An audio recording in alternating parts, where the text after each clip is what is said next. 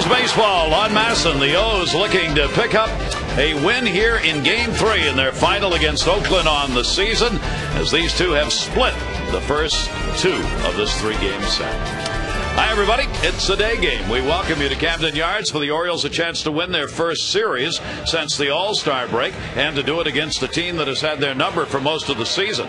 The Orioles offense has been struggling, so when you don't have the booming bats going, what do? You manufacture runs. Well, the Orioles did that last night, some unusual ways. Second inning, Nolan Reimold the single. He would steal second base. On a loose got ground ball out.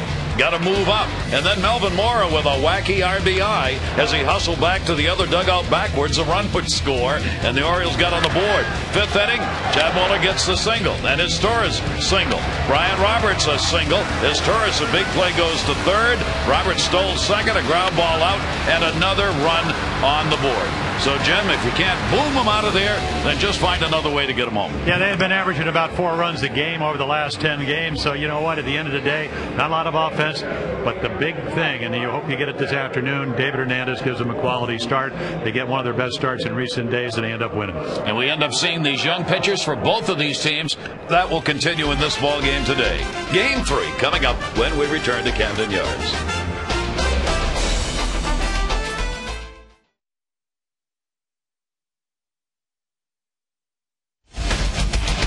Orioles baseball on Masson is brought to you by Southwest Airlines. Book your next trip at southwest.com.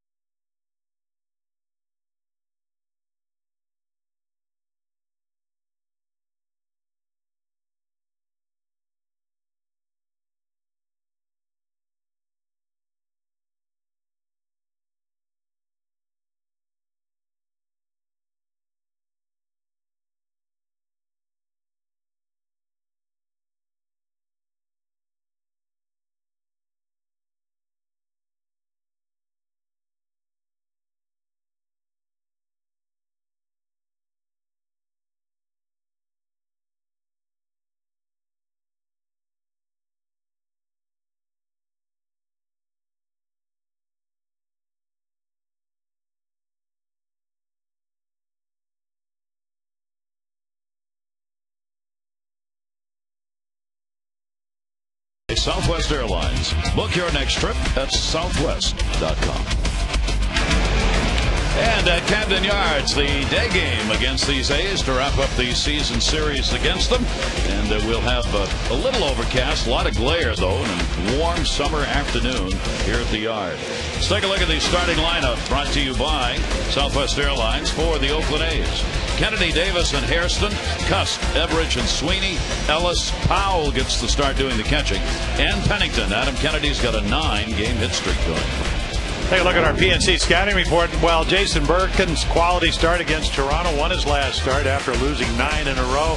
He really does have a bulldog mentality. I can't tell you how difficult it. Never lost 9 in a row, but did lose 7 in a row once. Boy, it's tough to hang in there. And again, when it comes, he liked to pitch better. The ERA, get that down, but he'd also like to have them score some more runs. Something, as we mentioned in the opening, our brief opening, that they haven't been doing a lot of. And he wants 2 wins in a row. It'll make things look a whole lot better. And for the Orioles to go into an off day and get ready for the Angels 4-game set with a victory, it'll just be a nice way to go. So see if the O's can take that first series win since the All-Star break against an A's team that is 50-63 coming into the ball game. The A's, though, have been a much better offensive team since the All-Star break than they were previously. They are 18 games behind the Angels in their division. The Orioles 23 behind the Yankees, who lead the Red Sox by 5.5, and Tampa Bay now by 9. And here's Adam Kennedy, and he takes the ball to left field. Felix Piet will test that glare early on, and he's got it in the corner, and Kennedy's retired on one pitch. Yeah, nice running play by Felix Piet in left field, playing there. So Piet, Jones, Markakis, Reimold getting the afternoon off. Wigington, Asturis, Roberts, and Aubrey Huff. Second straight game at first base, and Matt Wieters, after Chad Muller caught last night, he's back behind the plate. It'll be Rajai Davis with a 7-game hit streak standing in. He's extended it in the 2 for 8 that he's had in this series. And Davis will take a strike on the outside corner. Birkin is making his 15th start of the season. The Orioles, in the games that he has started this season, have won just 3 of the starts. Run support has been low at 3.23 runs per ball game when Birkin has been on the mound. And his record here in his home yard, 1-5 with a 5.49 ERA. 1-1 delivery, and that's going to be a base hit. Davis is on, extending his hit streak to 8 with a 1-out single. Jim talking about run support. There's Birkin right at the top of the pile. Yeah, 2 of the lowest 5. David Hernandez. So of course he was able to win with 3 runs last night. But and then Mazzaro, who's going to pitch today, he had lost 8 in a row until he pitched. Got 9 runs in his last start against Texas. So we'll see him as the opposition for the Orioles today. And a track meet starts right here. You know Davis. I mean, the amazing thing, 21 steals, been caught 6 times, but that was only his 183rd at bat. And he's got a big lead. Birkin sees it. I mean, he was challenging him to throw over immediately as he walked off the bag. This A's team, they have stolen a base in each of their last 8. 14 steals, 8 games. Longest streak an A's team has had since 1992. Look at the lead. Whoa.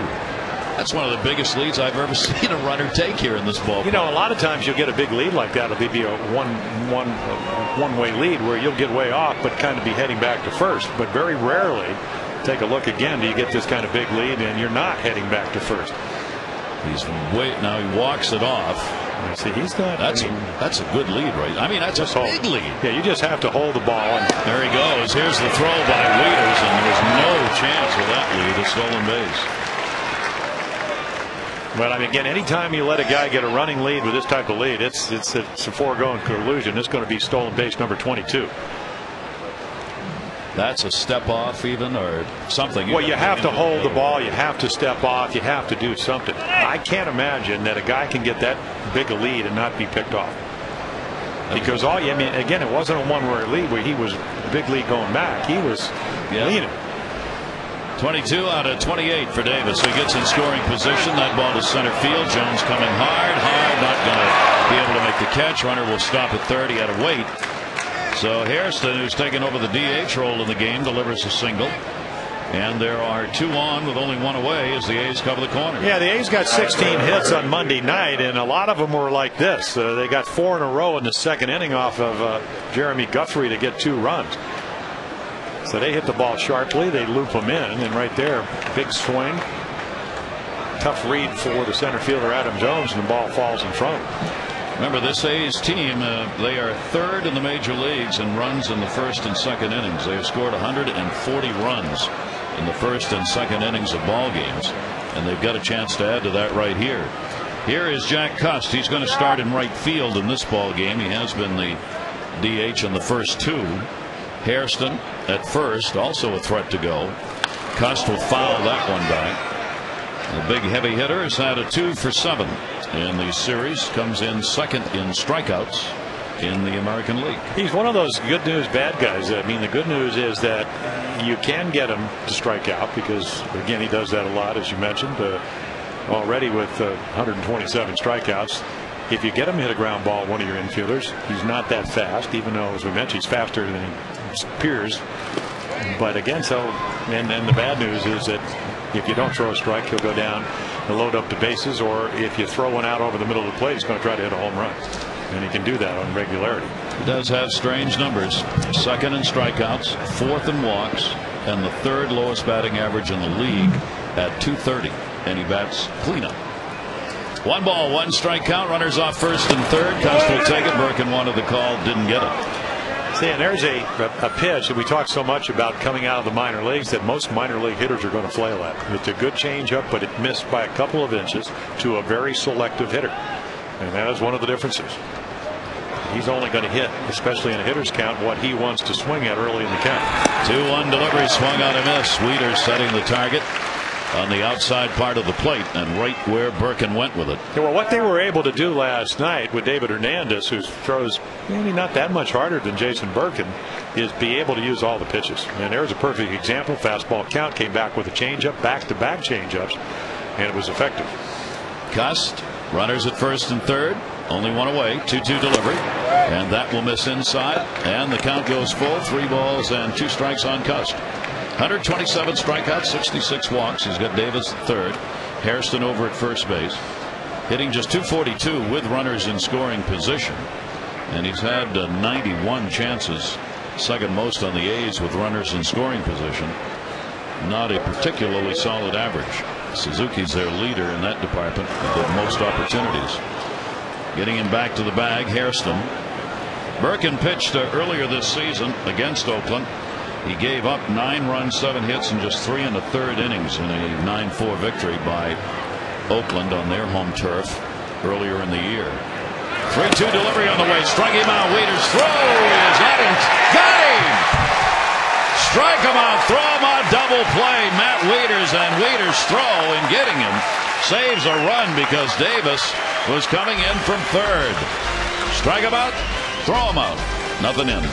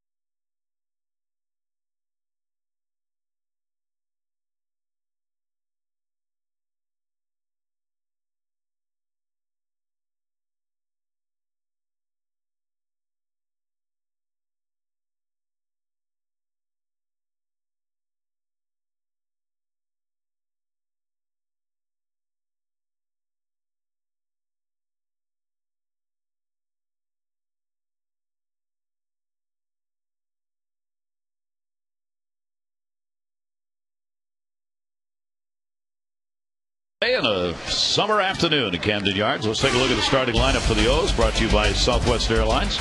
Roberts, PA, and Markakis, Huff, Jones, and Scott. Wieters, Wigginton, and Izturis. Bryan, 3 hits and a couple of steals in the ballgame last night. And Ben Bizzarro, well, my cousin Vinny, that's what they call him. 3 runs or less in support in 11 of his 13 starts. And again, he had started out 2-0 and then lost 8 in a row. Pitched well in a couple of them, but then also pitched very poorly. So there are the numbers for the year. Hard throwing right-hander. He's going to get it up around 94. He's got a changeup. It doesn't throw it a whole lot, and then a sweeping slider. And it doesn't throw a lot of home runs, but more hits. In fact, too many hits, more than innings pitched. Brian Roberts will take the first pitch for a strike.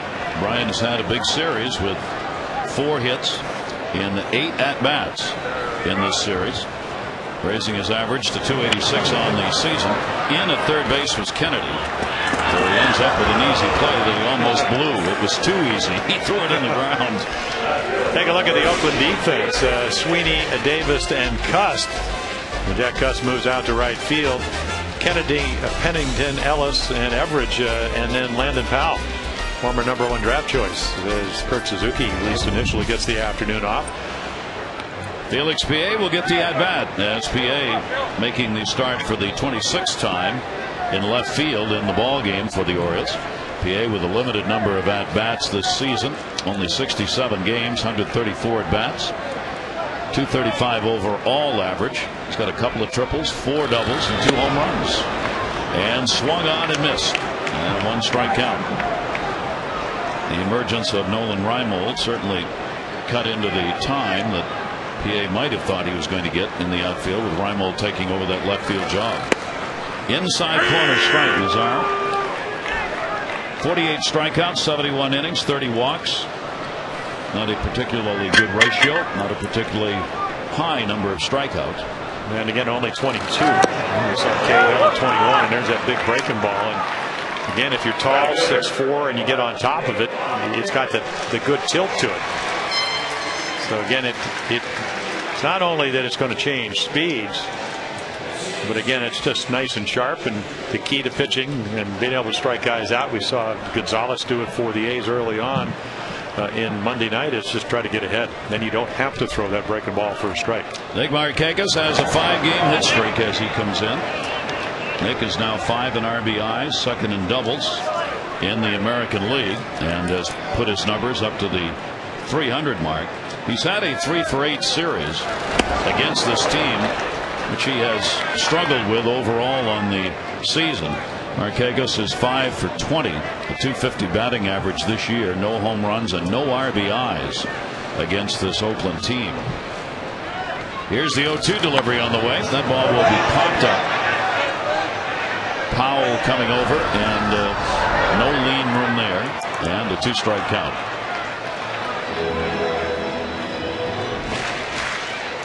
Lazaro trying to keep this thing away from Nick. You see the doubles department leaders. Bryan's on top, 3 ahead of Markakis, Butler, and Lind, with Marlon Byrd of Texas at 34. Well, the Orioles putting some 2-baggers up. Fastball up that he went after, 0-2. And Mazzaro pitched 7 1/3 innings and didn't give up any runs when the Orioles were out in Oakland earlier on in the year.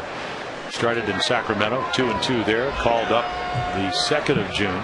Beat the White Sox, shut them out 6 1/3 innings, and then came back against the Orioles in 7 1/3 innings. If you look at his numbers, Gary, it's kind of interesting. There are the numbers right there about what happened lately.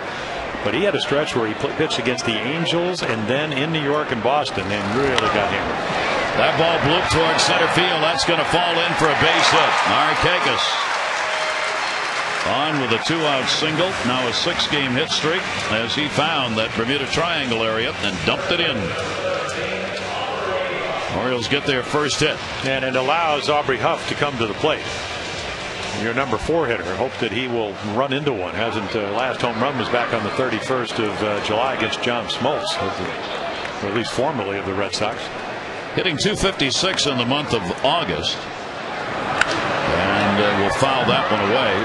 Aubrey now at .254 on the year, as the July numbers really hauled him down. They are better, much better, here in the month of August, but the production has not been there. As Jim said, the home runs haven't been there, nor have there been many RBIs.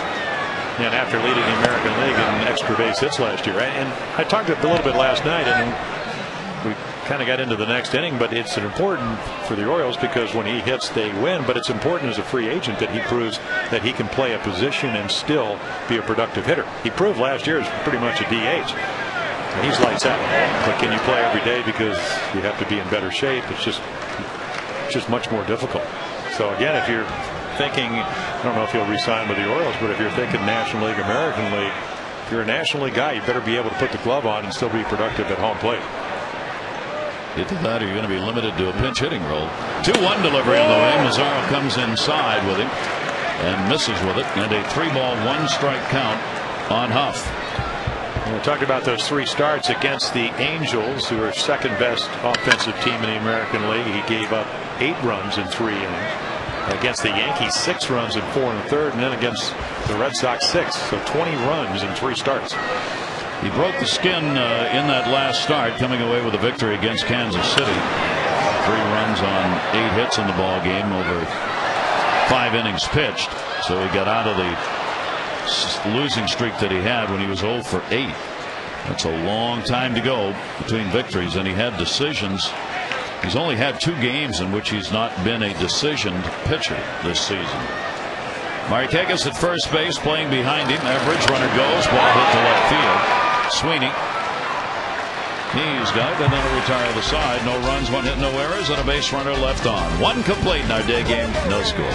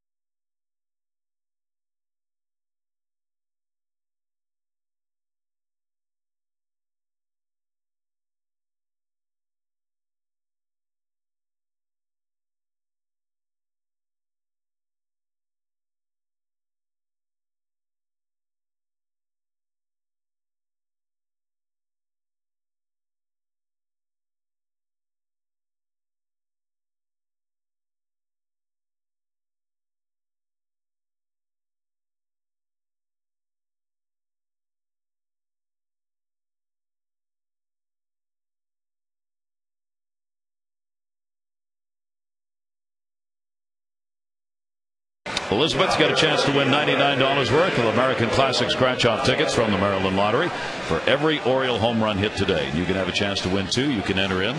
Just log on, MASNsports.com. Oh, Dougie. Took me 5 winners. Put that together. No. You're a bad one, Mr. Grinch. Tommy Everidge up and will take the pitch down low for a ball. Everidge playing at first base. He has had a 2 for 9 in the series. The 263 batting average on the year for him. Yeah, only 52 at bats. This will be number 53 if he gets that low and away strike.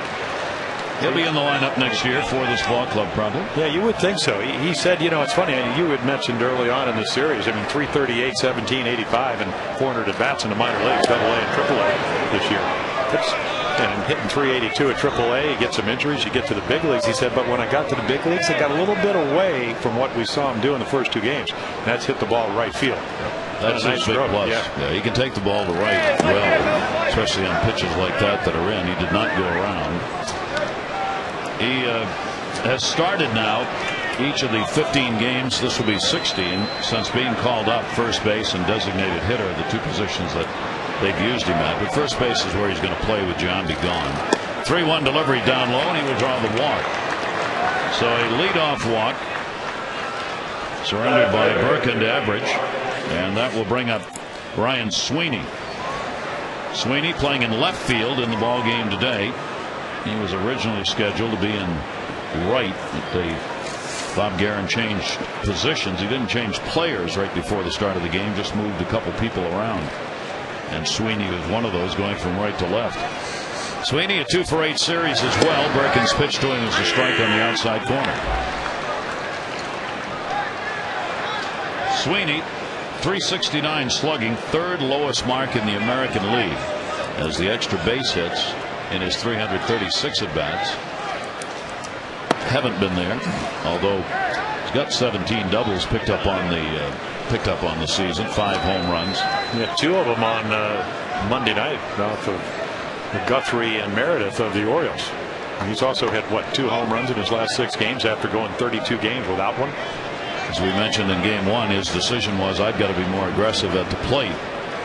1-1 delivery because of those slugging numbers, and as a result he's picked it up a little bit in delivering the extra base hits, and that's what he's got to do for the team. They need RBIs out of Sweeney. Yeah, it looks like he's a pretty good defensive outfielder. He made a great play on Monday night playing right field. And as you mentioned, he'll move to left. But you're going to have to drive the ball to stay in the big leagues and play every day. Otherwise, you're going to be a fourth or fifth outfielder. And maybe that's what he's going to be. But again, it would behoove him, because he's a big guy, to drive the ball. And it doesn't have to be home runs. It just has to be that gap power, which sometimes translates as you get more at bats and you get more experience into home runs. 2 ball, 2 strike count. Everidge on at first base. Orioles looking for the ground ball here to get 2. 2-2 delivery on the way, and there's a liner caught as Torres. No play back. Hit hard, Sweeney, but right at his Torres for the first out. On Friday, hope you'll gather up the family and friends and head out to Oriole Park. It is fireworks night, presented by your local Ford dealer, and every Friday is student night, presented by AT&T. You got a valid ID as a student, you get the left field upper reserve seat for only $6. 888-848-BIRD, go to Orioles.com. All coming up on Friday. Angels will be in for a 4-game series. Here is Mark Ellis. Shows bunt, takes a strike on the outside corner. Ellis has been the hot bat in this series, as he's had 5 hits in 9 at bats. Ellis did not play in the series in Oakland. He was on the DL at the time, so the Orioles missed him in that first series. On the fist, Birkin came in. It's fouled away, and a 2-strike count. He's really one of those high and tight, low and away guys, because if you're out over the middle of the plate, and we've seen it in this series with either breaking balls or fastballs, he's going to get some hits. So you better stay in, and he better be in, because he's a good high ball hitter. And again, he's always been a higher ball hitter compared to being somebody that likes the ball down. So pitch down, which is what Jason Birkin's trying to do anyway. 0-2 delivery on the way in the dirt. Ellis missed a full month as he was on the DL with a calf problem. Came back on June 28th, so he's getting himself into prime playing condition at this moment. How about those numbers? 9 for 71 at the day. Would have been a good day to take at least part of it off. Here's the 1-2 delivery to him. Breaking ball again will miss, and the count will go to 2-2. Of course, I'm sure if you asked either Birkin or Ellis about the numbers, neither of them would know. I mean, if you're Mark, you don't want to know that you're hitting 127 in the daytime. That's not a good way to go out there and approach your bats. I can't get a hit. Come on. They don't know. They're playing me a day. I can't hit. He hasn't got a clue what he hits in the day, I guarantee you. He knows it's probably not good. Yeah, probably. Yeah. But there are so few day games that I don't know if those numbers mean very much. No. 2 ball, 2 strike count, 1 down, runner at first base, and that will be taken down low. Unless you play for the Chicago Cubs, then you might want to be a day hitter. But even now, with all the night games they play, Toronto's playing the Yankees today. They got a 1-1 ball game going on, and another day game that's being played in the stadium in New York.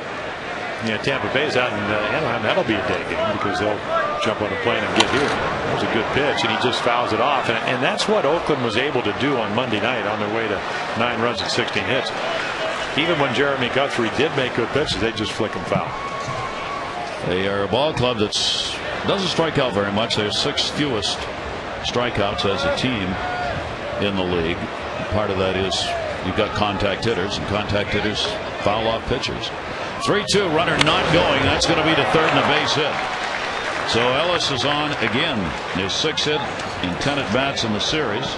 And Oakland's got runners at first and second with 1 out. Now, I read his lips, and as he's running down to first, he said, "I'd love to hit in the daytime." He did. He said that. Said, "I know I'm a good day hitter, especially here at Camden Yards. That's why I love playing these day games on the road." First couple of weeks of August. That was a lot of lip reading going on there. You know what I mean?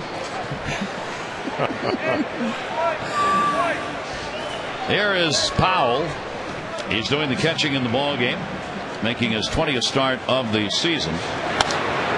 Fouls that one back into the screen. Again, Birkin, as happened in the first inning, has a couple on here. And Powell will be looking for the RBI. Yeah, he's done a nice job. Again, another high draft choice that battled knee surgeries, missed it all of 2005 with an ACL tear.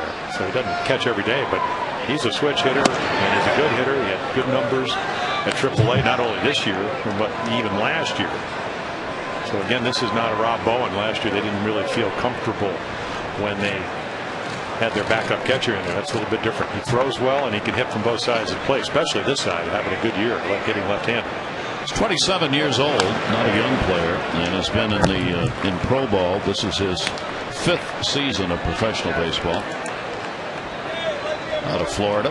1 ball, 2 strike count on him. When talking to the Oakland broadcasters, they said he actually played a lot of high school ball with Josh Hamilton in North Carolina. Went to the University of South Carolina. But he's a big kid, 6'3", about 260. 1 ball, 2 strike count, 2 on and 1 down, and the delivery is outside on the breaking ball. So you can see that Birkin can't quite command that breaking ball. So to this point, at the end of the day, they're still looking fastball until he establishes something other. Whether we saw some good changeups last inning. You would think that would be a good pitch right here because he's had some good pitches, good swings at the fastball. 2-2, runners off first and second base, and that's outside. And the count goes full, 3 balls and 2 strikes. And this is a problem Birkin has had throughout his starts, the pitch count that is generated early in the ball game, which has prevented him from going very deep in most ball games. Yeah, and when he starts hitting the outside corner instead of just missing, that's when he'll start pitching better.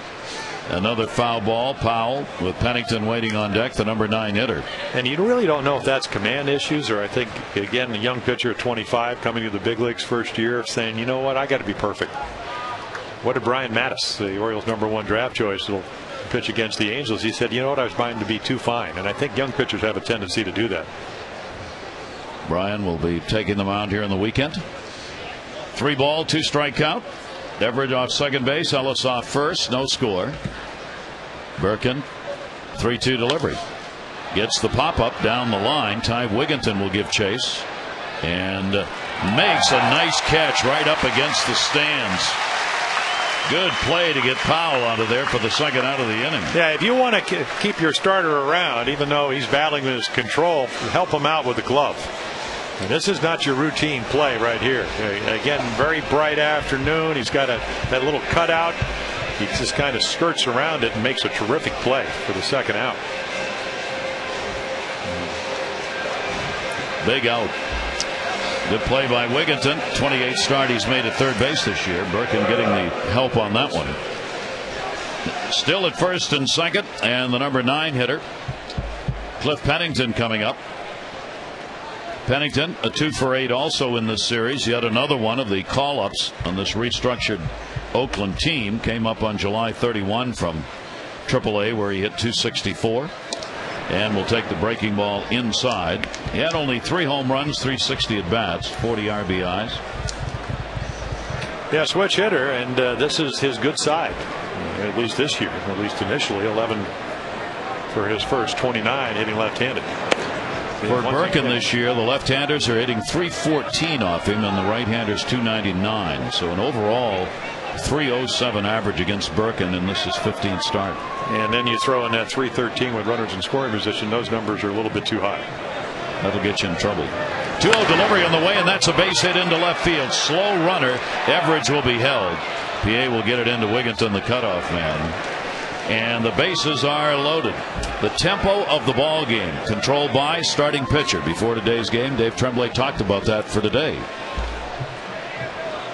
The tone of the game, the tempo of the game is starts and ends with the guy in the mound. It's real simple. The guy in the mound. You got to come out. For us, it's always been an Achilles heel to get through the first inning. Don't walk people. Get your guys off the field. Don't have deep pitch counts. Establish your fastball and establish the command of your fastball early in the game. And I think everything else after that follows. Yeah, and obviously he talked to the press and didn't talk to his starting pitcher. I'm just kind of joking when I say that because he's done everything that Dave didn't want him to do. Now, he didn't walk anybody in the first inning, but he got behind hitters, but it started here in the second with a base on balls, 6 pitches to Ellis, 3-2 base hit, 2-0 right there to Pennington. And now all of a sudden, I'm sure Rick Cranitz said, hey, be aggressive. Throw strike 1. There it is. Even if it's a changeup. Throw something, try to keep it down. I mean, that is the book on Jason Birkin. He throws 94 miles per hour, but he's still better down than up. And try to get the hitters out by being aggressive. Put them in a hole. Then you don't have to be perfect. Kennedy 387 with runners in scoring position, as he is ranked 4th in the league in that department, and he is ranked also with runners in scoring position and 2 out among the top 5 in the American League. This has been a tough RBI guy, so Birkin's got his work cut out right here. But at least he's approaching it the way they want him to approach it, which is to be aggressive early in the count. Got ahead 0-2 here. Flied out his first time up, the 0-2 delivery to him up high. See, but again, you know, you never want to, I don't care what the situation, you don't want to waste a pitch. That was a waste pitch. And the reason it's a waste pitch, because again, this is only his 15th start. He doesn't have enough experience to, when he does make an 0-2 pitch, to get it close enough to actually have it affect the at bat. 1-2 delivery on the way. Kennedy chops it foul, and it is foul as it hit off his foot in the box, and it will stay at 1 ball 2 strikes. Kennedy moving into the leadoff spot for this team over the last 52 ball games, and has hit .280 since taking over that role. He too came up from AAA after signing, and Kennedy, former MVP of the League Championship Series with the Angels, having a good year. 1-2 delivery, a ground ball to first, foul. It'll stay at 1 ball and 2 strikes. Yeah, 327 hitter on the road, 235 at home. And we always talk about Oakland being a tough place to hit, good place to pitch, but I don't know to that extent. I mean, to what he, and why he's such a tough out. We saw it last night. He flared one to left for a single, then he looked out over the plate, homered to right center field. Here's the 1-2 delivery by Birkin to him, and a ground ball towards second base. Brian Roberts has it. And Birkin, a good job against the tough hitter, get out of it. No runs, 2 hits, no errors, bases left loaded. Adam Jones, Luke Scott, and Matt Wieters coming up when we come back.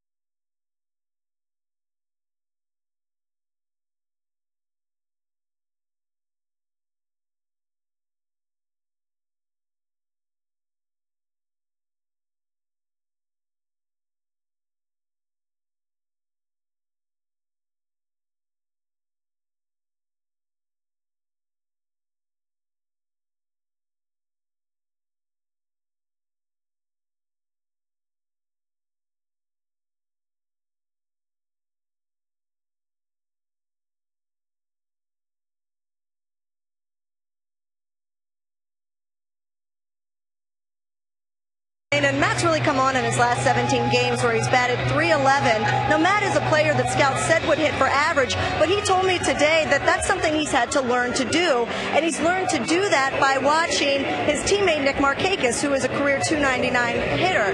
Now, he said that what Nick does is when he's not going well, he's able to somehow get a base hit, 1 for 4, 1 for 4, 1 for 4, until those days where he goes 3 for 4 and gets hot and lets his average get back up. But he says he battles, he scuffles, he finds a way to get on base, get a base hit, and not let that average dip below 285, 290, and then stays up around 300 for the season because of it. And Matt said that's something that he's striving to do and he's learning to do. Gary?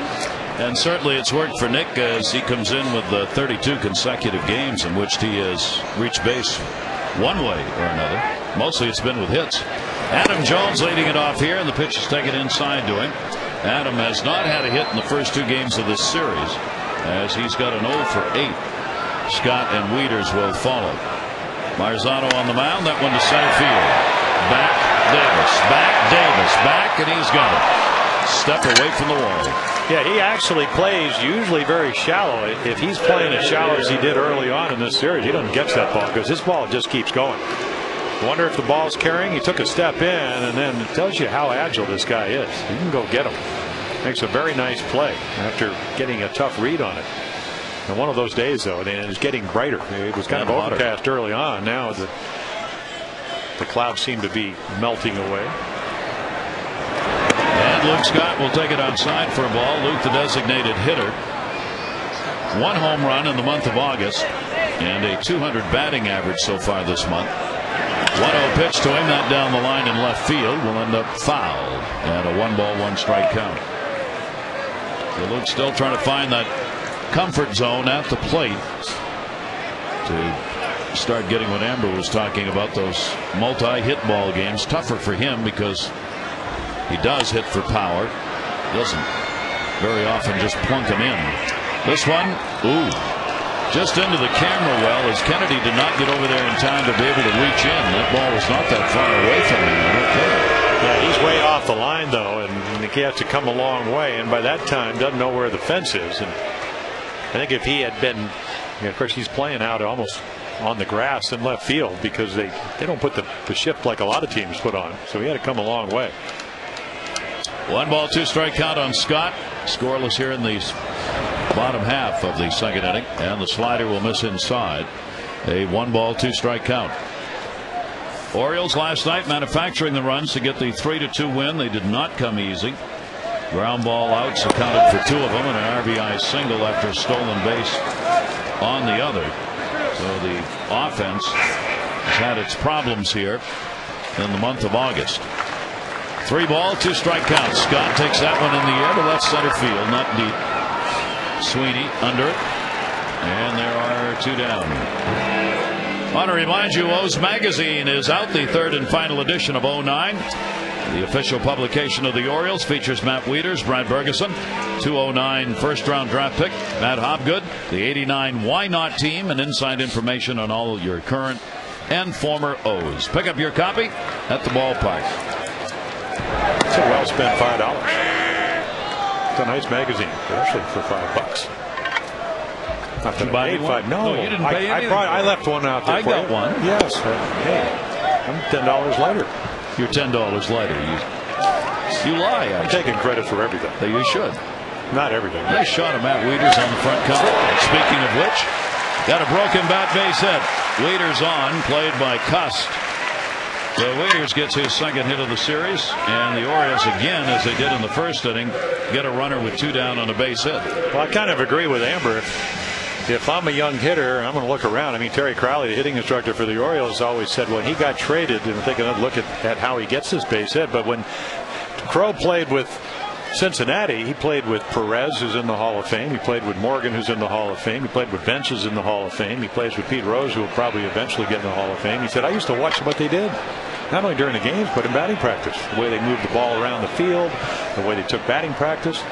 He said Ted Kloszewski was the hitting instructor. He put the tee different places, so he learned to hit. Well, Matt Wieters, he's watching Markakis, and it's working. It's a good person to watch. Yeah, because of Nick, again, his ability to hit the ball all over the ballpark. Ty Wiggins in now with 2 down. Ty's playing at 3rd, batting 8th. Ty's not had a hit against Oakland this year. He hasn't had many at bats, only 8. The 0 for 8 with 1 walk. 2 down, no score. Wieters off first. Wigginton will take it in the air to center. Davis. He's got it. That'll do it in the inning. No runs, 1 hit, no errors, and a base runner left on. 2 complete at Camden Yards. No score.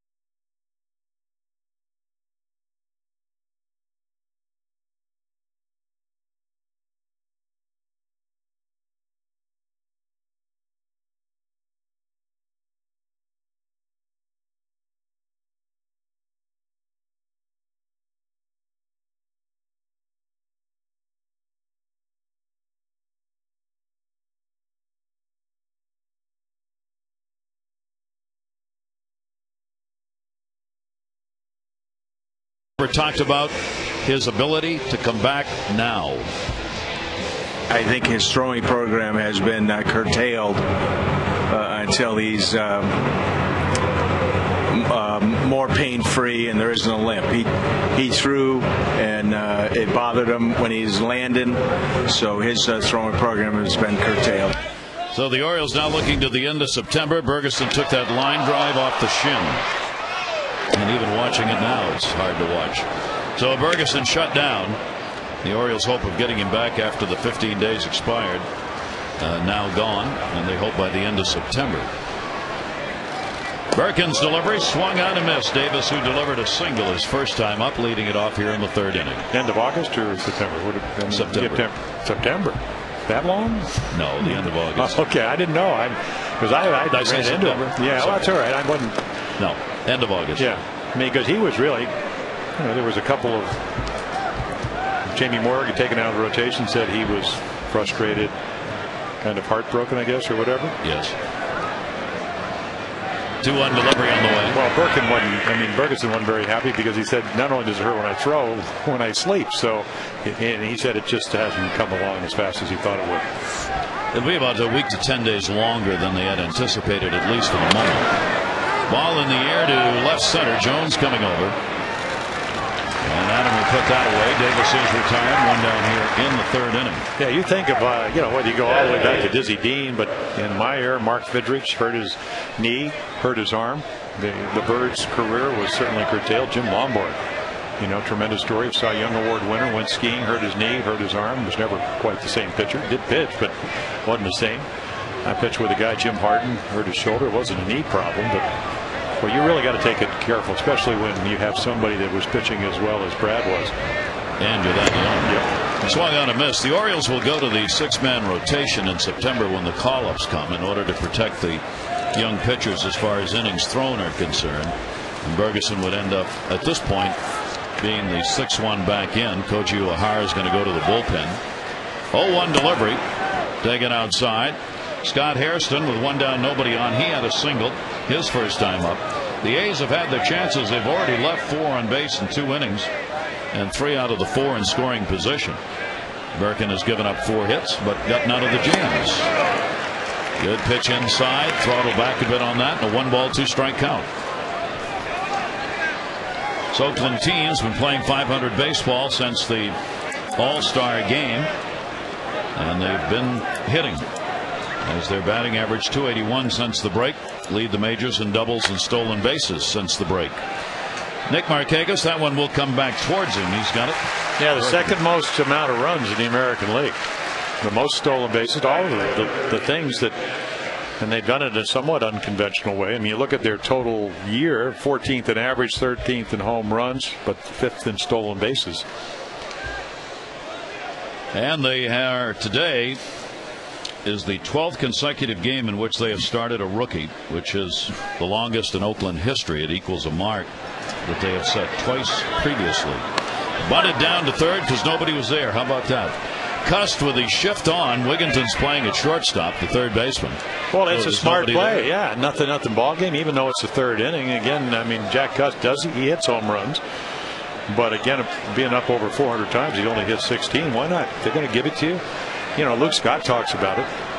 Never does it. Yeah. Huff the same way. But Carlos Pena down in Tampa Bay does it. I mean, it's something. If you were a kid and you were trying to win and you were playing schoolyard ball, you'd go, you'd work on it. And it's one of those little things. Wigginton didn't believe it, and Cust didn't try it again. And a 1-ball 2-strike count. But he knows it's there. Now you wonder. I don't know how often Jack Cust actually. We've even seen David Ortiz do it. Mm-hmm. Well, also obviously the ball game situation. If it's here's a chance to get on maybe with 1 down, get something going. 1-2 delivery on the way, strike in the outside corner. Birkin rolling along with a good inning. That's his second strikeout, and it remains zip going to the bottom of the third.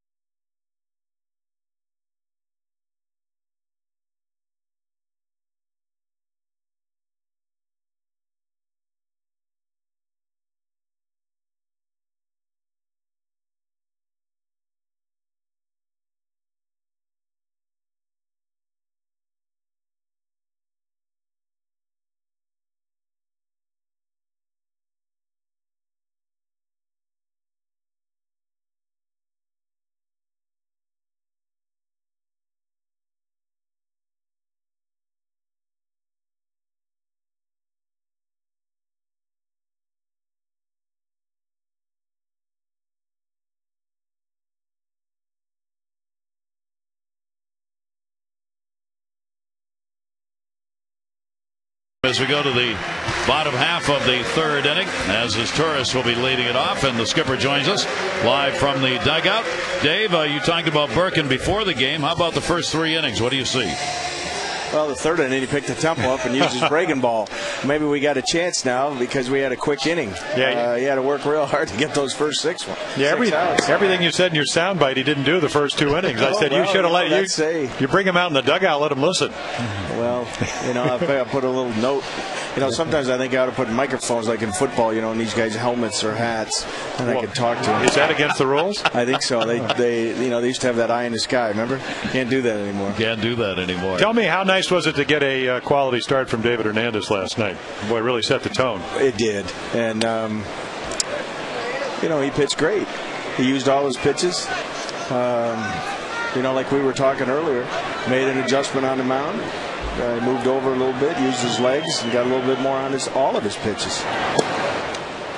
Are you seeing the progression that you want to see with the young pitchers, Dave, as a group right now? I see in them, in spurts.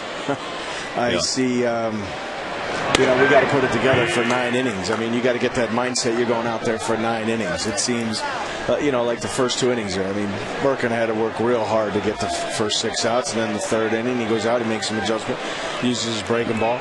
I thought, Tillman, the last 2 times Tillman has pitched has been improved with, his breaking ball and location of his fastball.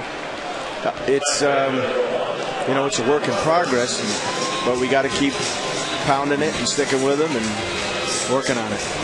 How tough is it, Dave, from a manager's perspective, to get young pitchers to think about going deep into ball games? Is it not there when they come up? No, because they're on pitch limits, and it's a situation where you don't extend guys a lot anymore, and the bullpen is such, and everybody's specialist in the minor leagues. You got to get different guys in, and you got to get other guys in. But when they come up here, we try to tell them, hey, we want you to go as deep as you can. Now, you guys are going to have the second most difficult schedule the rest of the year, and I know certainly don't want to have the meltdown last year, but till last night you'd lost 6 one-run games in a row. Is it a conscious thing that you tell your team, hey, we've got to do the little things? I mean, you talk about it, situational hitting, but it seems to me that's going to make a big difference down the stretch. Brian Roberts is going to get a base hit. He'll make the turn. He's going to try for 2. Cuss throw. It's a double. Well, we had a little session today before I met with the media, and the way I phrased it was you have to play team baseball. Last night, Tourist got a hit and run, which opened up the game, and then the ability to go first to third. I know the game can be selfish, but you have to play to win the game, and to win the game takes a commitment and sacrifice. And usually, out of the 4 at-bats that you get every night, one of them is going to be for the team, and that's what we need to improve on. All right, Skip, we appreciate it, and we always appreciate you joining us during the game on our Wired Wednesday. Thank you. You're welcome, guys. Dave Tremblay joining us live here on Wired Wednesday after the double by Roberts, fly ball out by PA to center, and there are 2 down. This has been an enormous problem for the Orioles in this series. They are 1 for 19, now 1 for 20, with runners in scoring position, and that's always been a mark over the last 2 years that the Orioles have done really well with, and in fact as a team still are doing well at 291. But since the All-Star break, those hits have been really hard to come by. Yeah, it's down about 12 or 13 points in that 20 plus games, and of course last year 287, only Minnesota with a better number. So if you're not going to hit a lot of home runs, we talked about the slugging percentage down and whatever, you better get hits when they count, and it's not always easy to do. Markakis with a single has now reached base 33 consecutive games. It is the longest current streak. The season's longest streak, Ichiro and Ryan Zimmerman hold 43 consecutive games. Both of them reached earlier in the season. And if you're wondering, the Orioles record is held by Kevin Millar. He reached base 52 consecutive games to set the Orioles mark. Nick's now at 33. As he picked up a single his first time up. And you looked it up, what, Ted Williams, 84? Yep, back in 49. I tell you, that's why it was Ted Williams. 1 ball, 1 strike count on Markakis. And the pitch is outside from Mazzaro. You know, years ago when I started doing broadcasting, I'd always look at the Red Sox guide and I'd say, you know, okay, Fox got all those 200 hit seasons and Rose had them and whatever.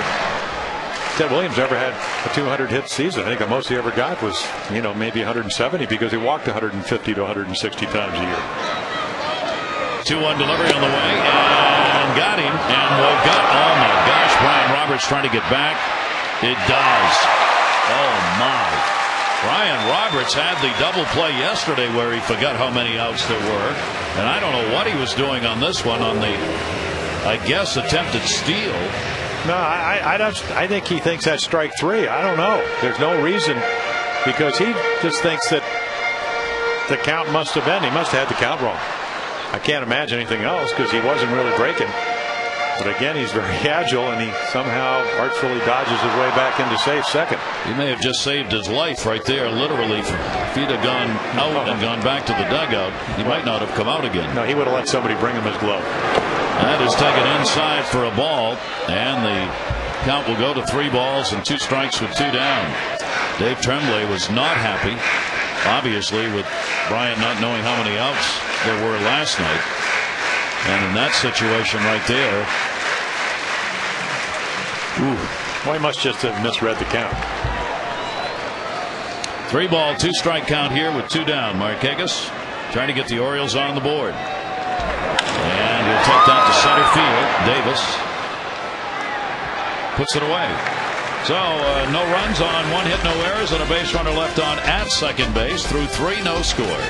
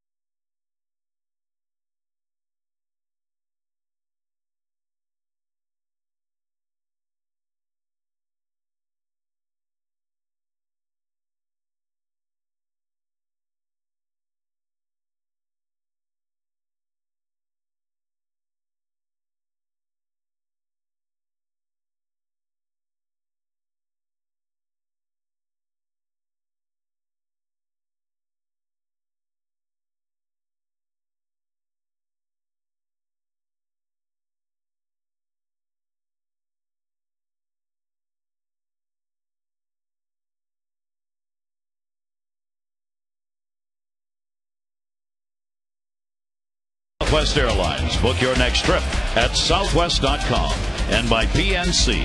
PNC leading the way. Gary Thorne, Jim Palmer, and Theo Harris, Camden Yards, the site for the day game and the rubber match of this set.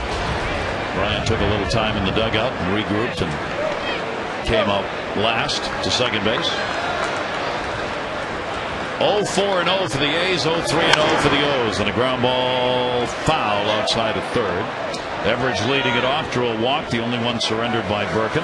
Birkin has a walk and 2 strikeouts in the game. Mazzaro, no walks and 1 strikeout so far. Sweeney and Ellis will follow for the A's. Yeah, 3 runs or less for Mazzaro in his 11 of his 13 starts, and the lowest run per support in the American League for Birkin, and the hitters know that today. Here's the 0-1 delivery on the way. Neither team, Oakland's had the better chances of it. The Orioles got their best shot in that last half inning with a 1-out double, but could not move Roberts along. Birkin's delivery, gonna miss outside. Everidge taking it, and the count goes to 2-1. For Birkin here at home, he is 1-5. ERA of 5.49. His ERA on the road is 3 runs higher. 2-1 delivery on the way, and that one's to the gap in right center field. Jones trying to track it down. Everidge on his way to second base, and he will go in with a leadoff double. So 2 out of the 4 innings, leadoff man has been on for Oakland. On Friday, you can celebrate the 20th anniversary of the '89 Why Not Orioles. Mickey Tuttleton, Mike Devereaux, Dave Schmidt, Masson's own Dave Johnson are going to be signing autographs 5:30 until 6:30 at Camden Yards. It's at the Masson booth, Utah Street. You can go there and relive some memories and see some of the great O's names. And if you'd like more information on the Alumni Autograph Series, 888-848-BIRD or Orioles.com. RBI chance now for Sweeney. He lined out hard to shortstop his first time up. Yeah, and you got an RBI machine on deck, so you better get him over. Get him in, get him over for Ryan Sweeney. Hit the ball to the right side.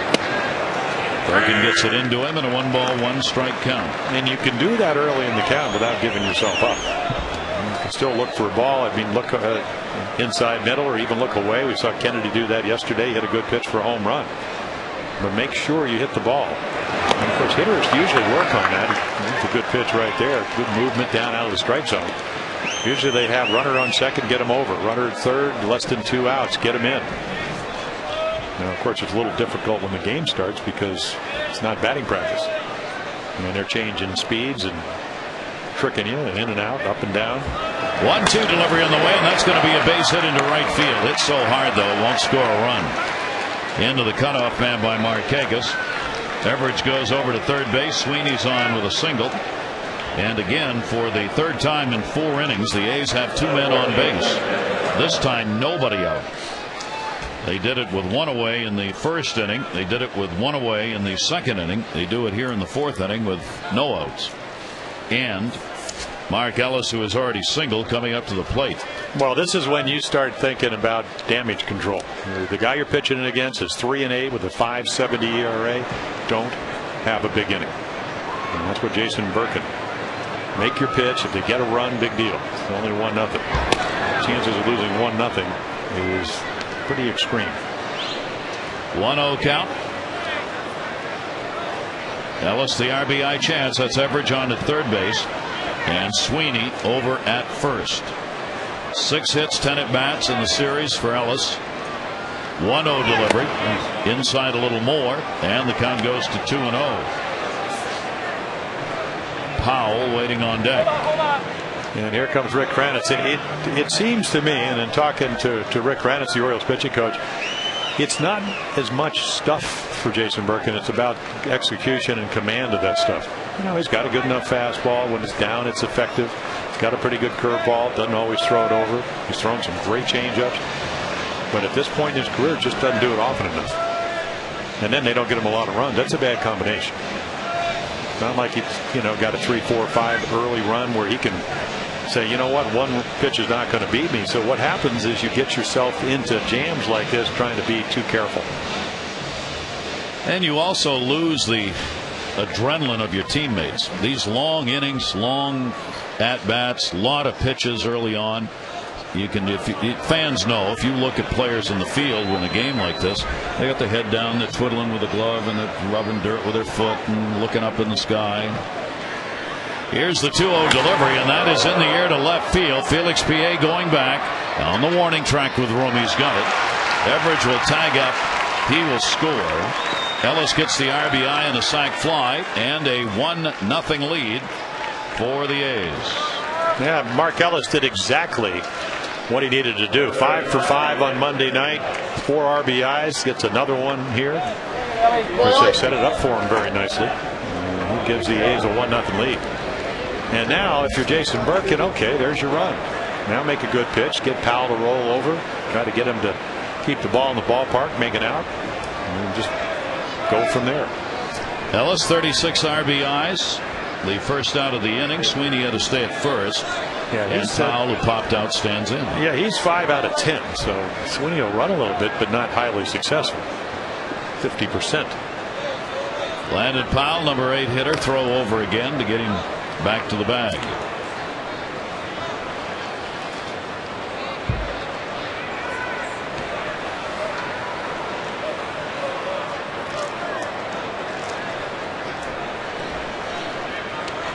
Birkin, runner not going, and that one lifted, and how far? Oh my gosh. Way back, and goodbye home run. Utah Street. A hop over to the awning in the warehouse, and Powell has a 2 RBI homer and a 3-0 lead for the A's. Yeah, he couldn't have got a better pitch to hit. Wasn't the fastball, and you can see he's a big guy. He does not hurt them with the bat at all. And he's a pretty good defensive catcher, so he gets a changeup. Look where Wieters is sitting, and he misses about a foot. You can see Matt reach across off the plate. The ball never gets to him. And this is a launch job, a long way. Landon Powell gets it. The 10th home run surrendered by Birkin. 5 right, 5 left, and followed by a beautiful bunt by Pennington, and a good play by Wigginton, who just missed getting the out. So Pennington follows up wisely after the home run, believing the O's might be a little flat-footed, just lays one down. Hey, you get to see Cliff Pennington for the first time. You get to see him at shortstop. He's got a terrific arm, and right here, heads-up play. I think there's a tendency sometimes to forget what you are when you get to the big leagues. To see a guy in front of you hit a home run, well, I can hit one. Well, he goes, I can't do that often. I'll bunt my way on. They give him the bunt, he takes it. That will be hit number 8. And here is Adam Kennedy at the top of the order. And here's yet another one of those games. We're in the 4th inning where you look, and all of a sudden it's 3 runs and 8 hits, and you're like, where'd that come from? Well, you know it, they're in double digits. Yep, no, exactly. Just kind of creeps up on you. Well, I think a lot of it has to do with what we talked about and what Dave Tremblay, the Orioles skipper, talked about not doing, which is having big, long innings early on. Just think about it. And I remember Rick Sutcliffe at the end of his career was here with the Orioles. He said, you know what, I'm at a point I don't want to throw a lot of pitches. Then he'd go out and go 3 and 2 on everybody. But the more pitches they get to see, it easy, unless you're overpowering, and Burkett isn't, it's easier to hit you the second, third time through. Runner goes. Wieters' throw will end up in center field. Pennington's on his way to third base.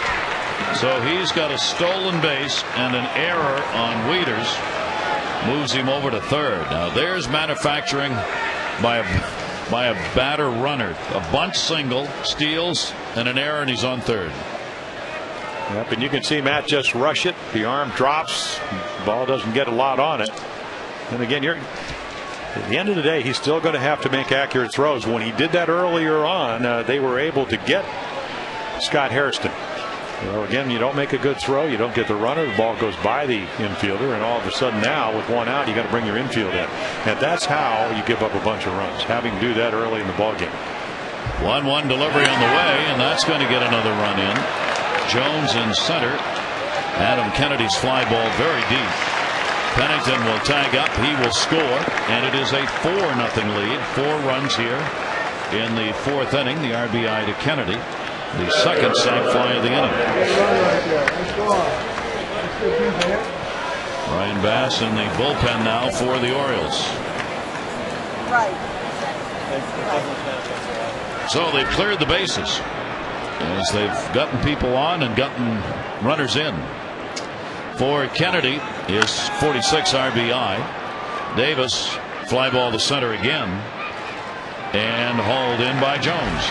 But 4 runs scored. They do it on 4 hits, 2 sac flies, and the A's have a 4-0 lead.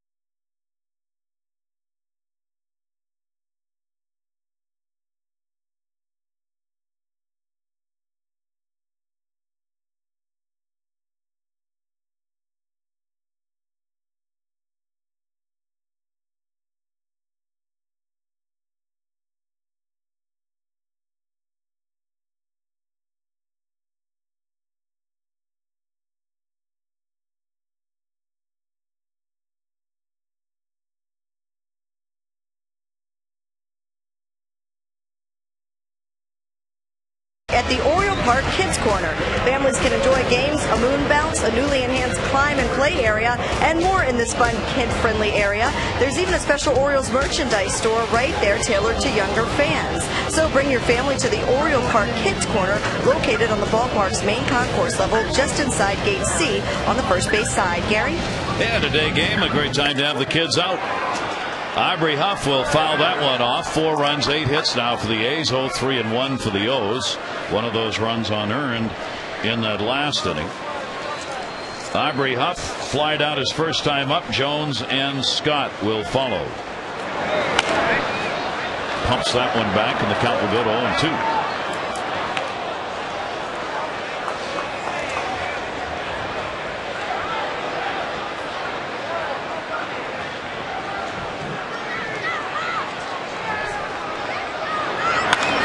Gets out to left center field. Davis on his horse. Great speed. He'll get over there and make the catch. One away here in the 4th inning. Time now for our Radio Shack. What do you know? How about the story on baseballs? Major League Baseballs, they last about 6 pitches. Tell that to a Little League kid. 5 or 6 dozen are used in a game. More than 113,800 are used in a season, according to Major League Baseball. There's actually been a Major League Baseball game played decades ago where 1 ball was used for the entire game. Well, the dead ball era ended, what, 1920? They outlawed the spitter and the scuff. Well, for some guys, some guys could scuff the ball all the way to the Hall of Fame, but that worked. That's all right. But I tell you what, when I pitched, you would make it the 3rd out and they just throw the ball back. Now, if the ball hits the dirt at any time, out it goes. And usually any fly ball, usually the outfielder, and sometimes before there's 2 outs, Milton Bradley will just throw it in the stands. Used to be that you were fined for doing that. Now it is encouraged as fan friendliness, throwing the ball into the seats. Well, unless you're Albert Bell, and of course he tried to hit it. Well, you don't want to throw a fastball. No, yeah, it's got to be a soft toss. A little soft toss. Yeah, works much better. That'll be fouled away. 3 ball, 2 strike count. Jones has flied out to center field, looking for his first hit in this series, as he has an 0 for 9 going. The Oakland A's aren't noted for a lot of long ball home runs, but they've used them against the Orioles in this series and on the season. They've got 5 home runs against O's pitching this year. That's going to be a base hit into right. Cuss will hold Adam to a single. A 1-out single here in the 4th. Well, you look at Vin Mazzaro, and I was talking to Ray Fosse, and he said when he started against the Yankees, he struck out 6 in the first 3 innings. And then all of a sudden they knocked him around. His end numbers would be 4 1/3 innings with 8 hits. He would give up only 1 home run, but he said, boy, they really made some quick adjustments. And of course, Kurt Young, his pitching coach, said, well, this is the big leagues and it is the Yankees. Now let's see if the Orioles can make some adjustments, because he's been pitching very well through the first 3. No walks and 1 strikeout. And Luke Scott, who flied out, takes the pitch for a ball. He doesn't strike out. He doesn't strike out a whole lot of guys. His season high 8 against the Colorado Rockies in Oakland back in June, and then another 7 against the Yankees, but 6 again in the first 3 innings. That may be another success to growing, is let him hit the ball and let your D work behind and you know, he's a 2-seam, 4-seam fastball. He hasn't thrown a whole lot of changeups. He has one. And of course, how do you try to get Luke Scott out? Try to stay away. I mean, sometimes you don't throw fastballs. You just want to stay up and away. That's the home run he hit on Monday night for the Orioles' only run. You want to change speeds and try to stay out of that happy zone, because if you get in the middle of the plate, then it's hard. Luke's usually going to have, even though he's been struggling, a pretty good swing. Mazzaro out of Rutherford, New Jersey, 22 years old.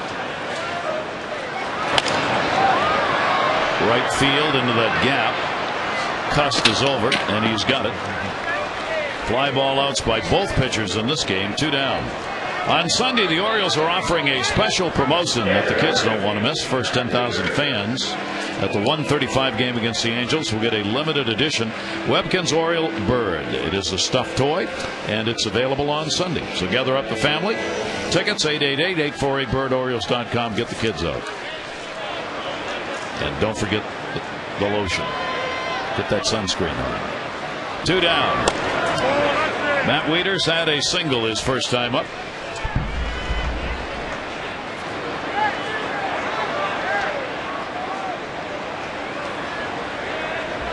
Jones at first base. And the 1-0 delivery on the way. Wieters will take it inside for a ball. Mazzaro last year, AA, AAA, 15-6, 274 combined. Texas League Pitcher of the Year. Hasn't had a long career. It's only his 4th professional season. And only 22. That'll be fouled off. And if you look last year, and of course we always talk about all the young pitchers the Orioles have. You mentioned this is the 12th straight start as a rookie starter. When he went to AAA after having that good year last year at AA, he struggled. And then he started out this year at Sacramento, was 2-2 with a very low ERA, and now he's just trying to make the adjustments you need to make. He certainly has good enough stuff. But can you command it? Can you keep the ball in the ballpark? Doesn't throw that many home runs, as we mentioned. And can they score runs for you? Because at the end of the day, I mean, what do you think the league average is? Probably somewhere around ERA is 4.5. So they better get you 5 runs, because if you're average, otherwise you aren't going to win. 5 is the tipping point in Major League Baseball in this day and age. Used to be 4 about 5 years ago, and it's gone up a full run. 3-ball, 1-strike delivery on the way. Wieters fouls it back. 2 down and a runner on here. Orioles trail at 4-0. This is the rubber match of the set.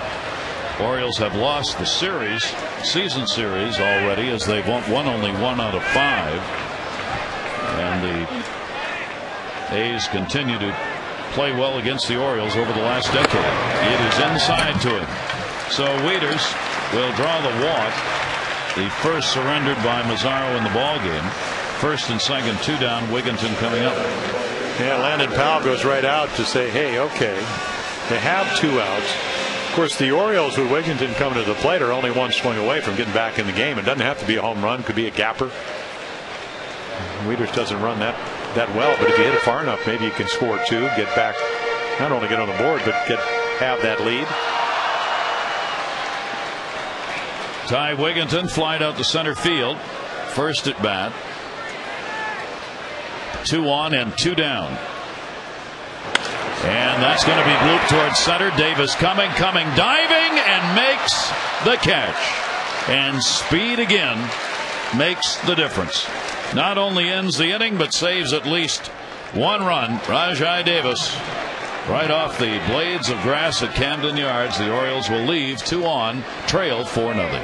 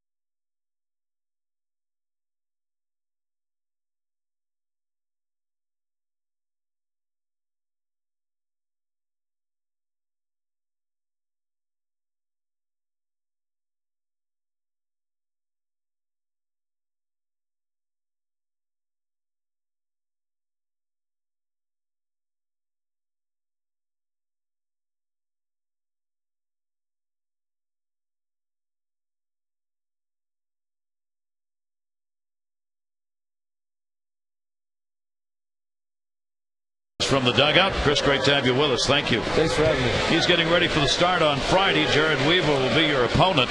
Chris, how much of the prep work is already done for the ball game on Friday? You know, most of it's done. You know, you take all the positives from your last start and work on them in the bullpen and throw your flat grounds, and hopefully start day it's all there for you. When do you start thinking about the Angels? I don't want to. They are the second best offensive team, right behind the Yankees. Have you already looked at film and things like that? I've looked at a couple films, but I think tomorrow or the next day when they first come in town, we'll have a pitchers meeting and go over all the hitters and go over the video from there.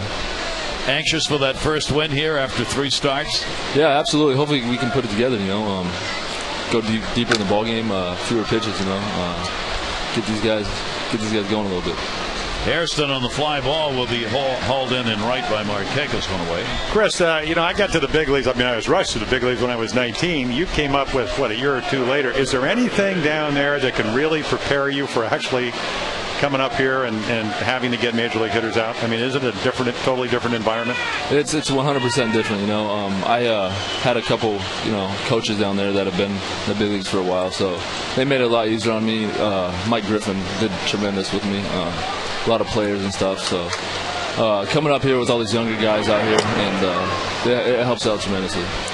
Chris, the skipper was talking to us earlier in the ballgame about trying to adjust the mentality of young pitchers, that when you get here, it's about going out and trying to throw that 9-inning ballgame, which you don't usually think about doing in the minors, I guess. How big an adjustment is that for you?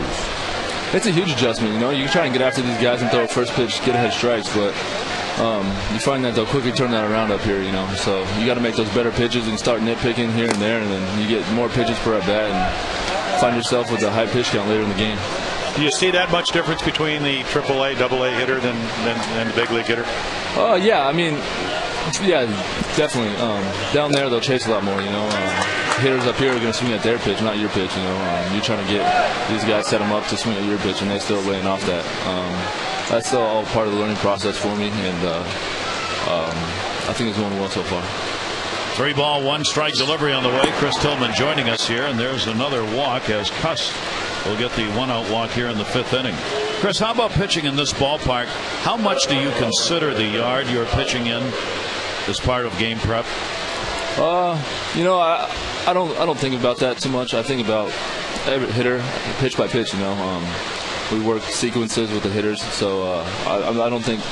I mean, I guess with the short right field here and the lefties, you're going to want to have them beat you the opposite field, you know. So I don't think we consider that too much, though. What do you consider you do best? Lately, I've been throwing my changeup well. You know, it's been a huge pitch for me. It get me deeper in the ball games, get me out of those tough innings. So I think Weeders and Cranny been pounding in my head that I need to throw that pitch for strikes, and it's been pretty good for me lately. How about working with Matt and the fact you've had the opportunity to do that? You just mentioned pounding it into your head. Does Matt spend some time with you, and what do you think you should be doing? Yeah, absolutely. I mean, inning by inning, we'll come up and talk to each other, and, you know, let me know what I need to do. Tell me if I'm bad or tell me if I'm good, which is a good thing. You know, you got to let me know what I'm doing wrong, and that helps out in the long run, because you got to make those adjustments, hitter to hitter. You know, so it's good to have Weedy back there, especially because we established that relationship in AA and AAA. So it's a big help. There's 1 and there's 2. Chris, we thank you for joining us. We'll see you on the mound here at Camden Yards on Friday. Thanks for being here. Thanks for having me. All right, folks. Chris Tillman, starting pitcher Friday against the Angels. Double play ends that inning, only 3 face. 4-0. Oakland on top.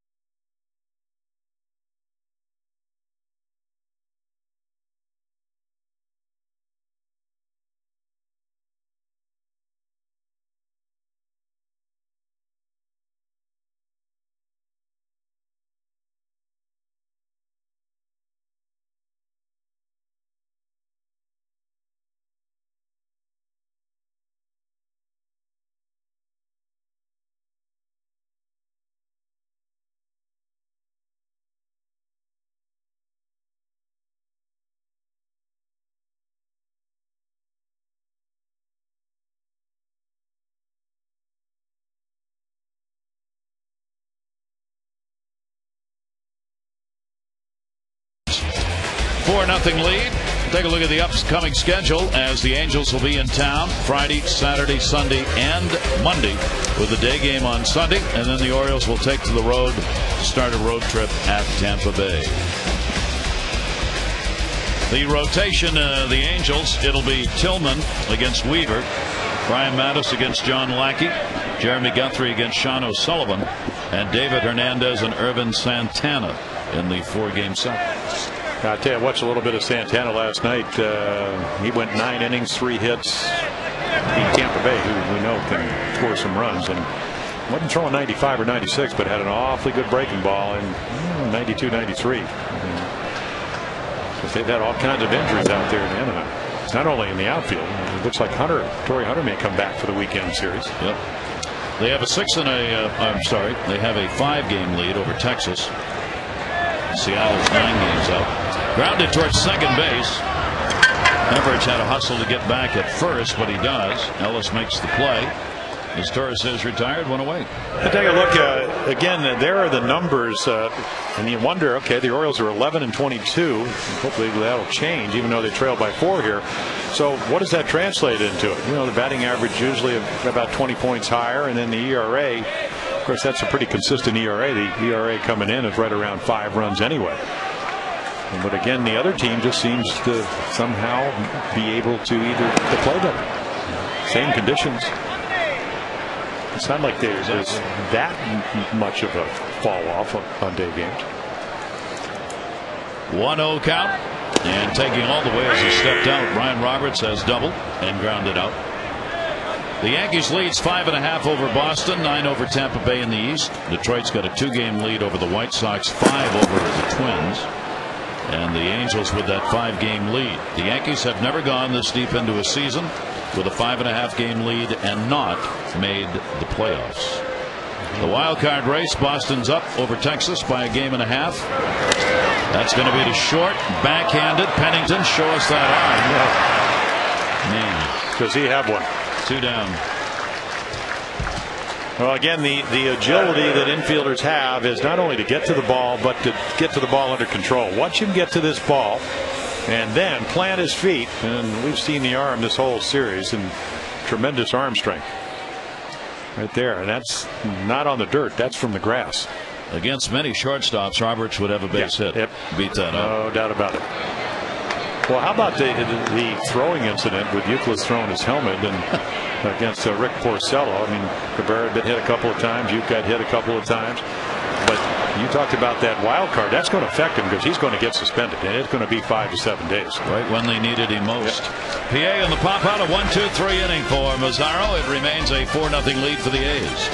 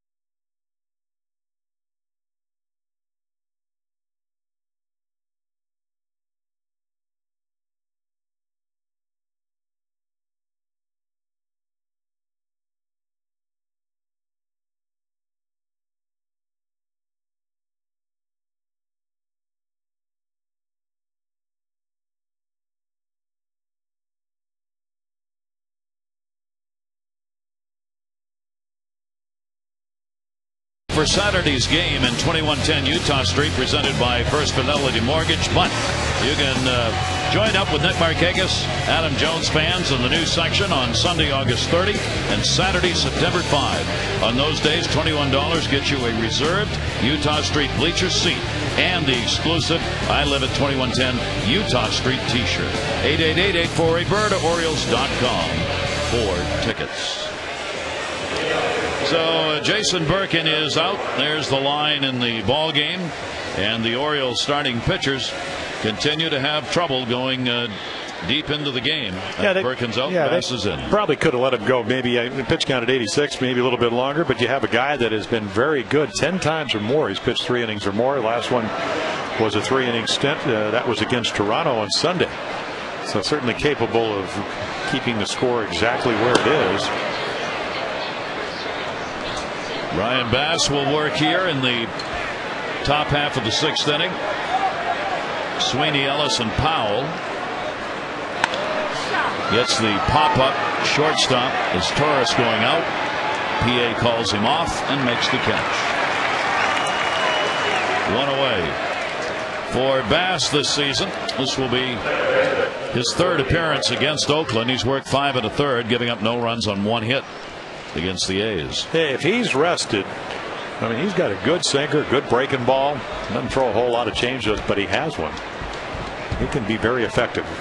But when he gets tired, the mechanics get out of whack and the control goes and the ball gets elevated. But again, a lot of that has to do with how far your bullpen, how often they have to work, and more bullpen innings from the Orioles bullpen than anybody else, and the least amount of innings from your starters, and it takes its toll.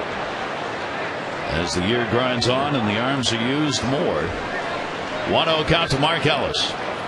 Ellis has picked up an RBI and a sac fly, and he has singled. He's had an outstanding series against the Orioles. 4 runs, 8 hits for the A's, no runs, 4 hits and an error for the O's. Orioles have left 5 on base, and the A's have left 4. Ellis will be followed by Powell in the bottom part of the order. 3-0 delivery, and that'll be outside for a walk. So Ellis has reached all 3 times. Single, sac fly, in the sense of getting something done, and a walk. Well, good thing he's a nice guy, because after going 5 for 5, he took a little bit of an off night last night. The Orioles came back and won that game 3-2. 290 lifetime hitter against the Orioles. Ellis on at first base. Here's Powell. He delivered the home run in the 4th inning, good for 2 RBIs. And the pitch is up high in the off-speed delivery that slipped out of the hands of Bass.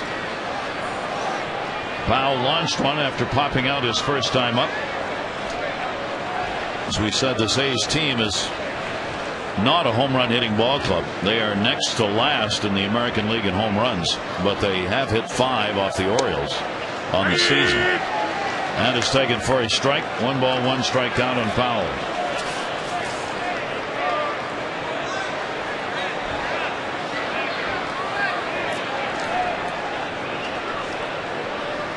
Since the All-Star break, the Orioles have been out-homered 38-20.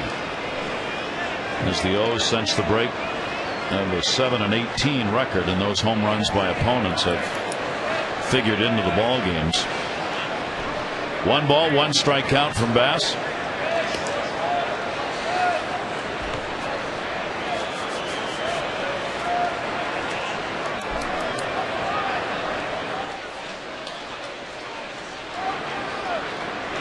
Not a big lead for Ellis, not going, and the slider up and in, and a 2 ball, 1 strike count on Powell.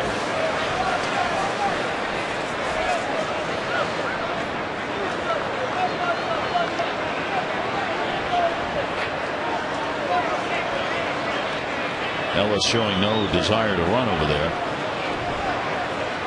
2-1 delivery on the way. Ground ball. Stop. Nice play by Huff. There's 1 and back to first, and a double play as no, he missed the bag. First base umpire Tim McClellan, the crew chief, signaling that Bass did not touch the base. Nice play by Aubrey Huff, and then right here Powell not a lot of speed. And he taught Steverson to get out of the way so we could see. And Dave Trembley's going to come out.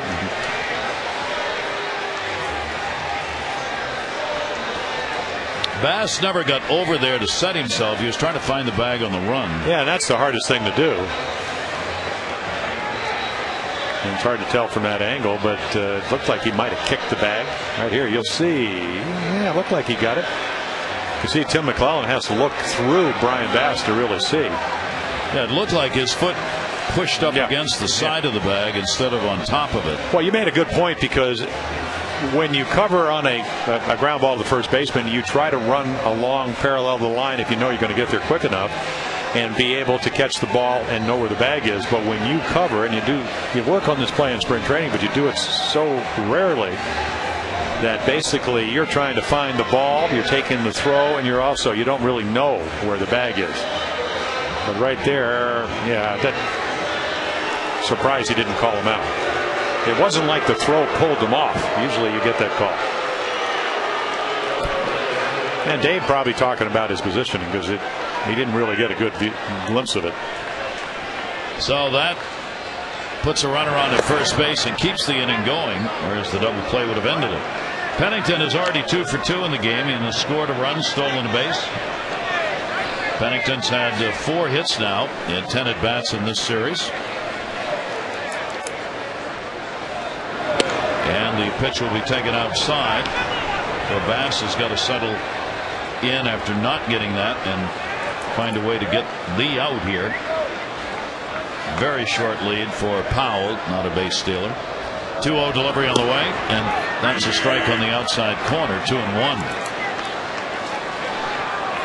Yeah, your biggest concern, at least mine was, with a runner on first and 2 outs, as you get into those hitters' counts and they're thinking double, if not home run, trying to drive a ball, and that's how they score a run. I don't know if you can score Powell, because it doesn't look he runs very well from first base. The fact there was a chance on that double play indicates speed is not part of his game. What do you mean? Is that what you're saying? Huffolding went to his knees, grenaded it over there. And, yeah, but he can hit, though. Yes, he can. And he can catch, because his pitcher's got a shutout going. 3-ball, 2-strike count. The adage of fast feet, slow legs. Well, we talked about the knee injuries, and again, when you talk to the people here, Suzuki and Powell, they both came up and they were both highly touted, except that he had the injuries, because he can catch and he can hit. And Powell is running, we think, and that is going to be ball 4. So the inning extended again, as Bass has walked 2. Now runners on at first and second, and that will give Kennedy another chance at the top of the order. And Rick Kranitz wearing a path from the dugout to the mound in this ball game. Well, when he gets side to side, in other words, that front shoulder flies open, the arm drops, and the ball that just runs off the plate. So, and again, you have these little checkpoints. Whether you're Alan Dunn, the bullpen coach, or you're the bullpen pitching coach, and or Rick Kranitz, and they see something, and you hope that you can correct it. Ideally, you'd like to correct it before you get out there. Yeah. He's got runners at first and second now with 2 down, and Adam Kennedy, an RBI sac fly, is 0 for 2 in the ballgame. 33-year-old has revived his career this season. He was with the Angels in the 02 and 05 postseasons. He's a .308 career hitter in the postseason, and named the MVP in 02 of the American League Championship Series, the 3rd player in history to have 3 home runs in a league championship game. And he did, and the honor of MVP in that series went to Adam Kennedy. And the point that his manager Bob Guerin said, on a team that has so many young players, you need what few core players you have to understand how to play the game. And Adam does do that. Reaching, hits that one off the plate. This is going to be a tough play. Turns and gets it. Good play by Bass. No runs, no hits, no errors. 2 are left on base. The A's have the 4-0 lead.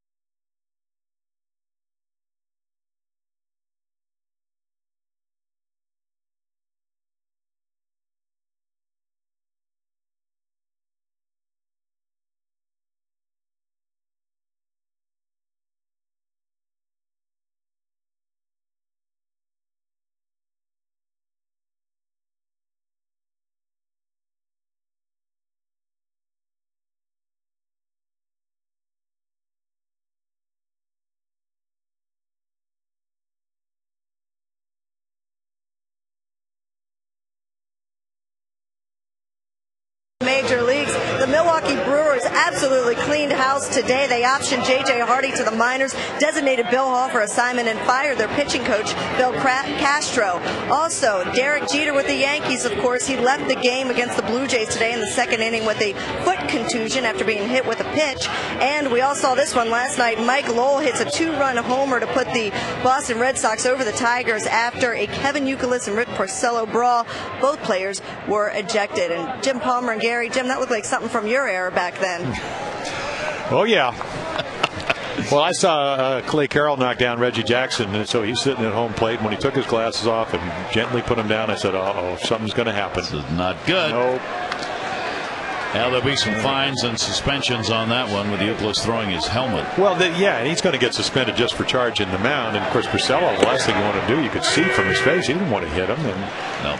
And then, of course, he did body slam him. I mean, if you're the pitchers union, you kind of like the fact he tried to get out of the way, and then when Youkilis went to tackle him, he just kind of threw him to the ground. Youkilis lost all ends of that battle. That is a base hit for Dick Markakis. He's got a couple of hits and 3 at-bats. Leadoff single, 6th inning. Youth sports teams, coaches, players, the Orioles. I want to remind you, Youth Sports Day is coming up Sunday, September 20. Red Sox will be in town that day. Your football, lacrosse, basketball, baseball, or any other sports team can take part in the pregame parade around the ball yard. So hope you'll make a plan. 888-848-BIRD, Orioles.com. That ball gets away, but staying at first, Markakis with the ball club down 4-0. Milwaukee, apparently, as you heard Amber report, they cleared out a couple of regulars. Going to try and make one final run at it here as the Brew Crew still is in contention. They are in third in the Central, 6.5 games behind the Cardinals, with Chicago in second place, 3 games out. Yeah, it's a right division to play poorly in, at least into early August. Left center field, Davis. Can he get this one? Way back. And goodbye, home run. Aubrey Huff delivers the homer. And the Orioles are on the board and cut the lead in half. Yeah, last home run mentioned it earlier, against John Smoltz back on the 31st. So first home run of August. It does have the lead. And the Orioles now trail by 2. Finally goes out. Not a bad pitch, right on the outside third of the plate. He's just covered the outside corner. So again, the third time through the order. And one thing about Vinny Mazzaro, he doesn't change speeds very much. So that's when you get somebody in your bullpen, because they have a good one up. And that's why Kurt Young's coming out to have a little talk. Aubrey Huff gets his 13th homer, RBI 69 and 70. As the Orioles make it a 4-2 ball game on one swing of the bat with nobody out here in the 6th inning. Craig Breslow, whom we have seen in this series, is warming up in the bullpen. Yeah, he came in with runners in second and third and nobody out in the 7th inning on Monday night after the rain delay, and got out of it unscathed. Did a terrific job. So, Aubrey Huff's home run, only the first the Orioles have had in the last 60 innings. And it comes at a very appropriate time here in the bottom half of the 6th inning. Adam Jones at a strike on the outside corner. 1 for 2 with a single in the ball game. Mazzaro's now given up 9 home runs, 6 of the 9 to left-handers. Right back with a strike, 0-2 quickly on Jones. I'll quickly revisit the Youkilis thing. You know, I remember playing a lot of golf with Jim Cott, who, you know, I vote for him every time I can for the Hall of Fame. 16 great gold gloves, 280-plus wins. Pennington on the charge, running throw, and he gets it. Now, we used to talk at the major league level. You can't wear your emotions on your sleeve. There's such a fine line between being tense and intense. But Youkilis, down the road, what he did last night, even if you think he's throwing at you, is going to cost the Red Sox. I mean, they're trailing, or I guess they get one game lead in the wild card, and you know there's going to be a suspension, and it's going to hurt the club because he's that good a player. And they've got Bay who's playing and he's not 100%. Ortiz is not hitting. I mean, Youkilis has had to play left. They just cannot afford to have someone like Youkilis out of the lineup, but he will be. Auto delivery rip. That's going to hit the chalk. Into the corner, chased down by Cust. Luke Scott on his way to second base. Cust having problems finding it, gets the handle and gets it in. And the Orioles will get the potential tying run to the plate. Yeah, screamer. So the Orioles make a nice adjustment. Third time through the order. Of course, Huff leads it off with the home run after Markakis hits a single. So a lot of hard hit balls here in the sixth. And part of the deal when you're struggling is when you do get a good pitch, the way you get out of that struggle is to hit it. And that's what the Orioles have done here in the sixth. Mazzaro's longest outing came against the Orioles. 7 1/3 innings. He's in trouble here, though, in the sixth. And that ball lined to center. Davis got to play it on a hop and misplays it. Luke Scott's going to come around to score. Matt Wieters is going to go over to third. Davis will get the throw in. It'll be a single and a two-base error, and it is a 4-3 game.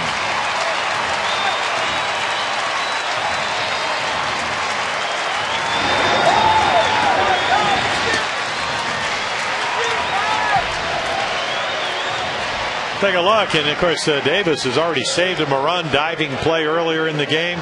But again, the knuckleball, the sinking line drive, tough read for a center fielder, and it gets by him.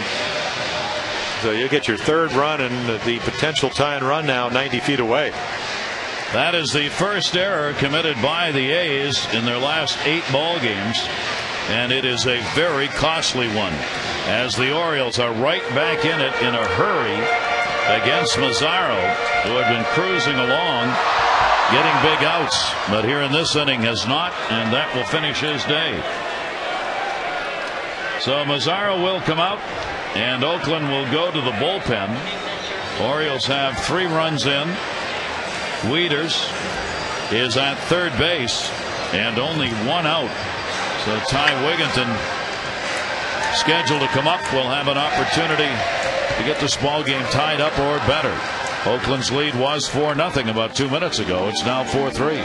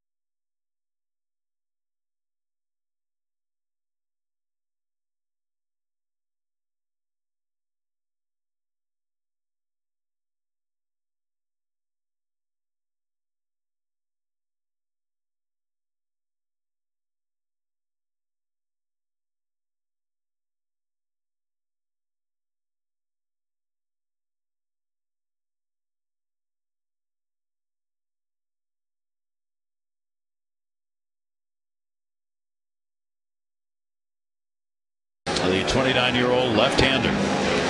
Yeah, he's that 57 games. That is the most appearances of anybody in the major leagues. And of course, he pitched very well against the Orioles. We mentioned second and third, nobody out, with a 5-0 lead the other night on Monday after the rain delay. So a little different tonight or this afternoon. Of course, Wigginton's going to look for a ball to get up in the air. Runner at third, Matt Wieters.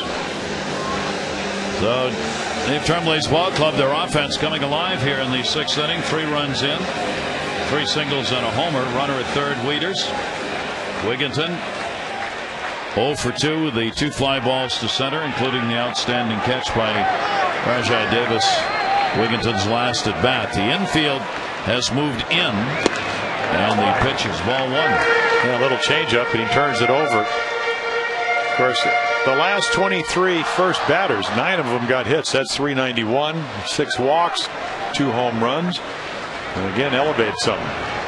Longest outing of his career has come against the Orioles. That was on that Monday night performance of 2 innings. He's pitched against the O's 10 times in his career and has a .77 ERA against them. Yeah, he was between 89 and 91 miles per hour on Monday night. Wigginton with a home run cut.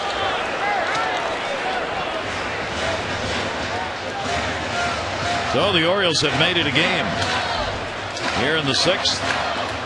Down by 1. Wieters on at third. 2 ball 1 strike count, and that one's going to be popped up. Cussed. Runner not tagging. Wieters will stay. So Wigginton unable to get that run in. Now there are 2 down.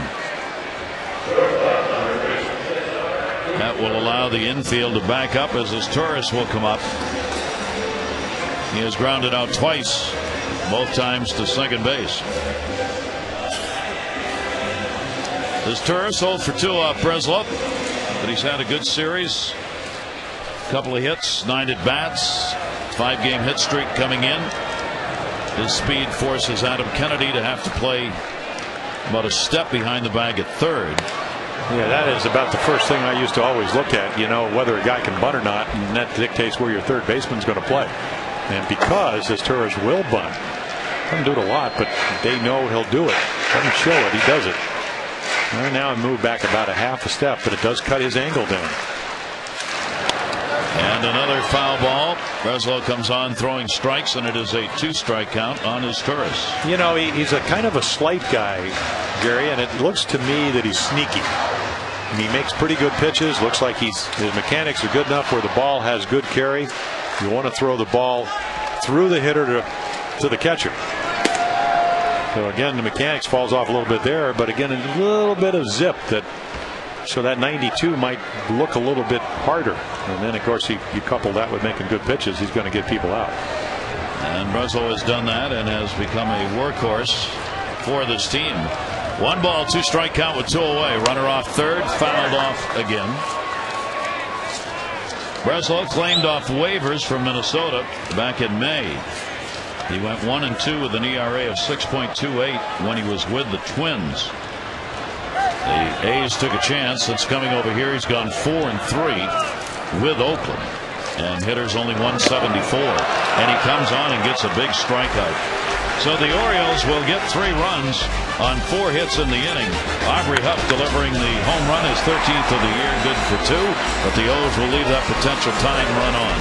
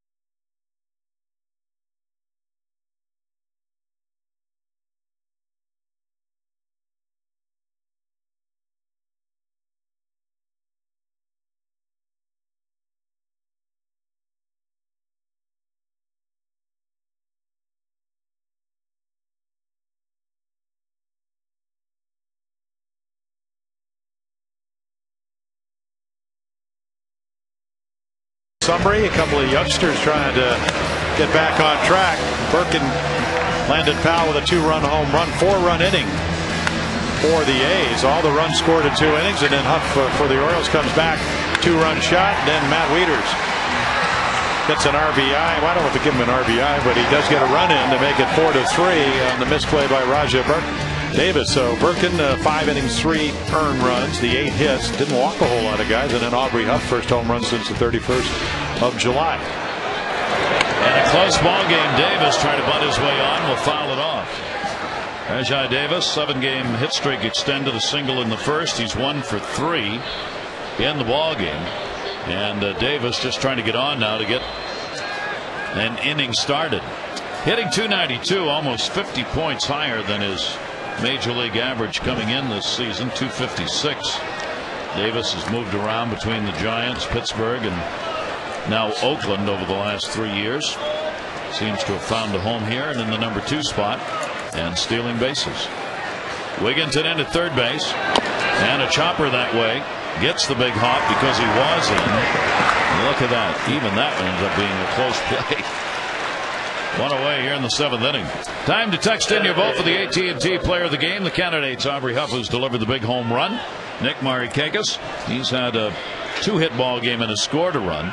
And Jason Birkin, who started, giving up the 4 runs, 3 earned, 8 hits over 5. Text in your vote, A, B, or C, to 51862.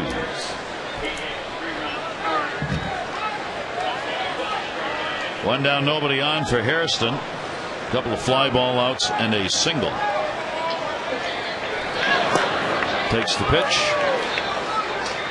Lazaro worked 5 1/3, giving up 3 runs, 8 hits with a walk and a strikeout. Still could be the winning pitcher in the ball game. Bass on in relief of Birkin. That one in the gap to right center field is not going to be caught. Hairston will make the turn and head to second base. And Jones will get it back in. And a 2-hit ball game for Hairston, a double. Yeah, they play him a couple steps to pull, and then he just waits for a slider. It didn't have a lot of finish to it, and then just smokes it up the gap. And because the ball's tailing away from Adam Jones, there's no way he's going to catch it. So watch this. See, the slider's in the middle of the plate. If it's down and away, probably wouldn't have hit it as well. You can see Adam a long way to go. Not going to catch up with it until it bounces off the wall. So right after the Orioles make it a 1-run ball game, the A's trying to put another one up. Bullpen with Mark Hendrickson, the left-hander. Jack Cust has drawn a walk and struck out twice, and he'll get an intentional pass with first base open. And that'll set up the potential double play as Cust will get his 4th intentional pass and his 68th walk of the year. So Everidge is going to get the opportunity with 2 on and 1 down.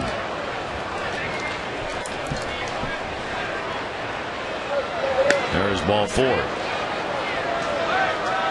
And the reason you do this, obviously, I mean, you set up the double play, but then you hope that Brian Bass can execute his pitches. If you have watched Tommy Everidge hit the first 2 games, you know he's a fastball hitter out over the plate. So if you sink the ball, you can get a grounder. Doesn't run particularly well. They've gotten him out with breaking balls. And they will come in and they will pinch run for Jack Cust because they're going with a 1-run lead. Cunningham's going to come in for defense and for more speed on the bases. Obviously big potential runs out there at first and second base. Everidge has doubled and scored, walked and hit into a double play. Chops that one to short is Turris. There's one, Relay Roberts, and there's the double play. So Bass gets out of that, leaving 1 base runner on and leaving it at a 1-run game. 7th inning stretch time brought to you by Jack Daniel's Tennessee Whiskey. Please drink responsibly.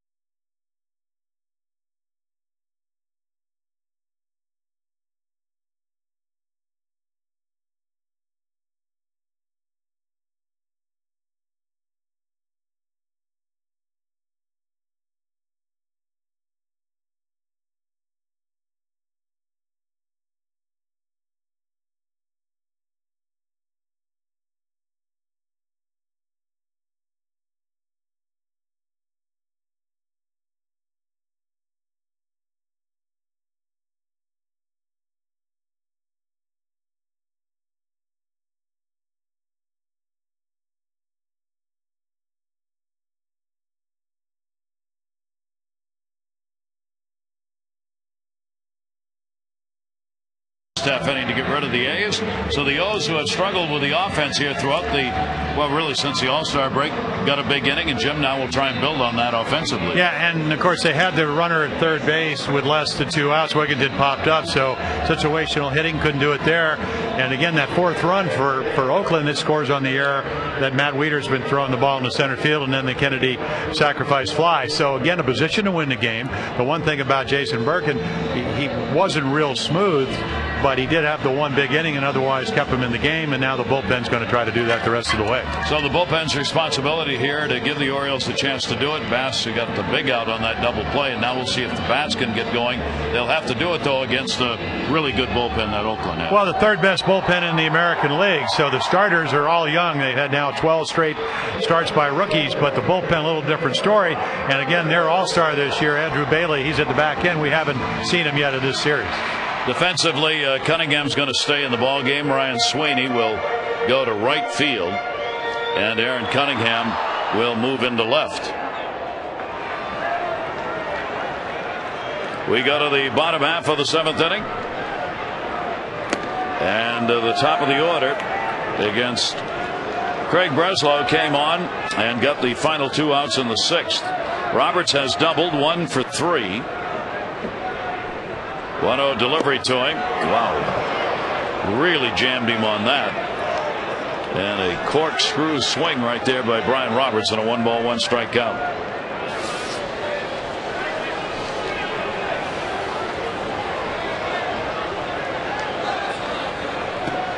A's has stranded 7 and the Orioles 6 in the game. There have been runners, a lot of runners on combined. And a 2-ball, 1-strike count on Roberts. Brian has had 5 hits in this 3-game set, going 5 for 11.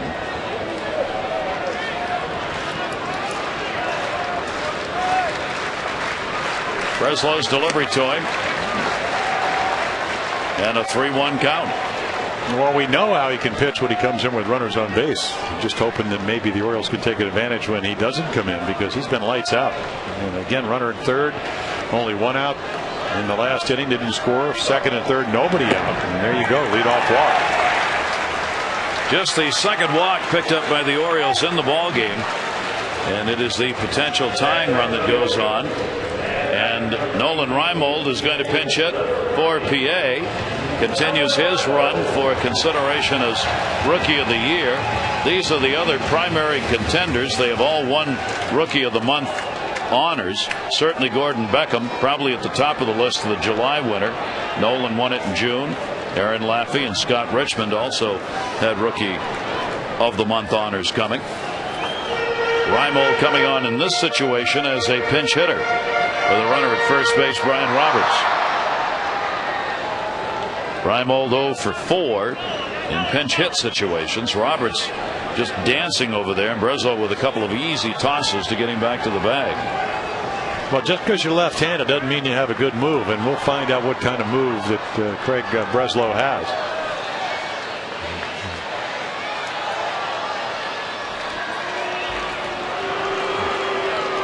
Just 3 very easy tosses made over there so far. A's have 9 hits and the Orioles 8 in the ball game. That one a little closer. Yeah, see, not that deceptive, because Brian actually was getting a running lead, and then he tipped something off when we talk about Breslow, so he was able to get back. Of course, if we're going to get a Rajah Davis lead, you'd be about, what, a third of the way down? And Reimold will foul it away. Reimold against the A's this year, 4 for 14 with a homer and 3 RBIs. Well, you'd like to think he's going to get hot with the extra base hits. The only extra base hit, and this will be his 34th at bat in August, is a double. So maybe he can get a ball he can drive. Way outside. Powell trying to get Roberts back to the bag. 1-ball, 1-strike count. 79 games, first 73 rather of their career for Markakis and Reimold. Average about the same home runs.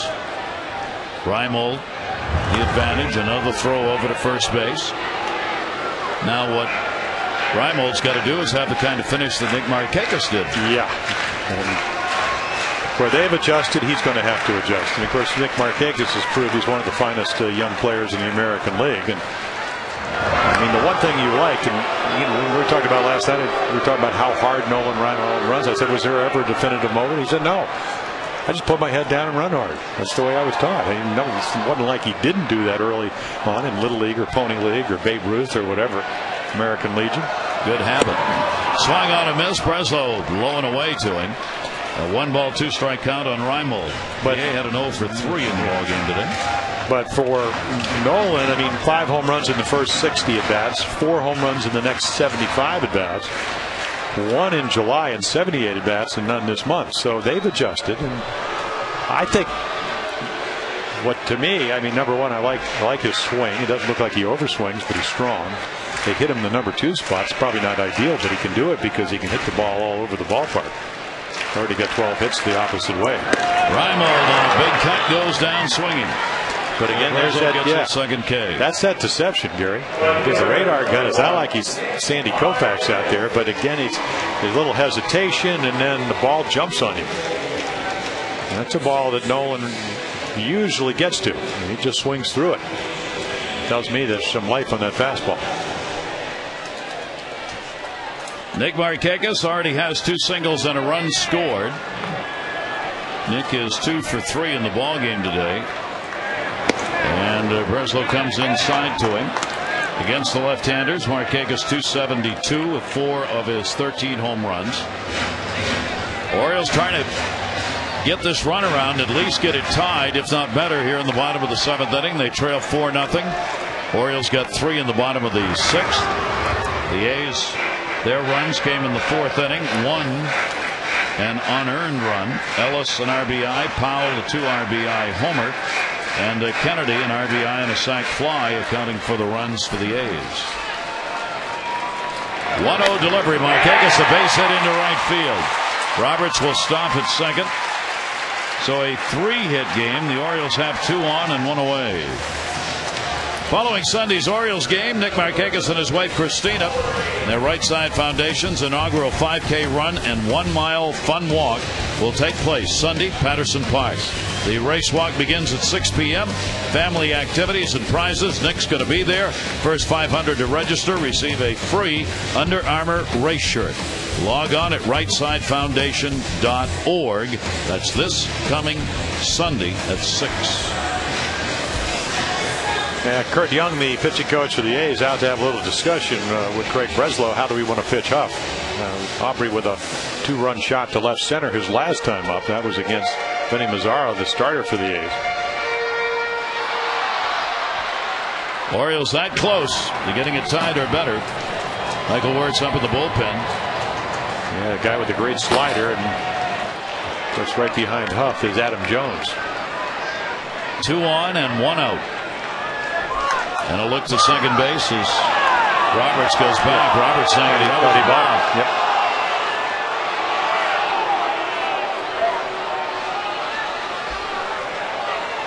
a Ryan 12 for 12, stealing third.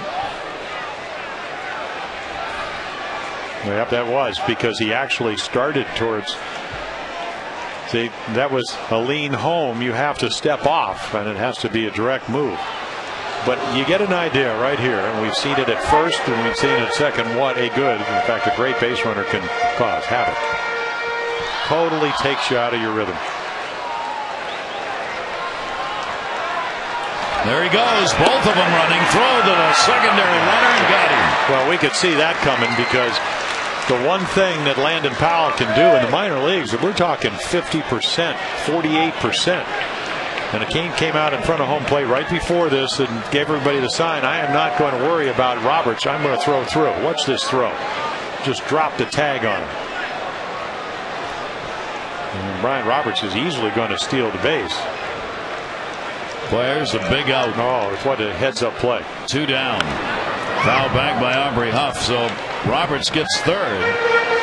But the second runner, Nick Markakis, tossed out on a great throw by Powell. Well, you couldn't make a better throw. He's now 7 out of 14 getting base stealers. Now there are 2 down, so the Orioles need a 2-out hit to tie it up.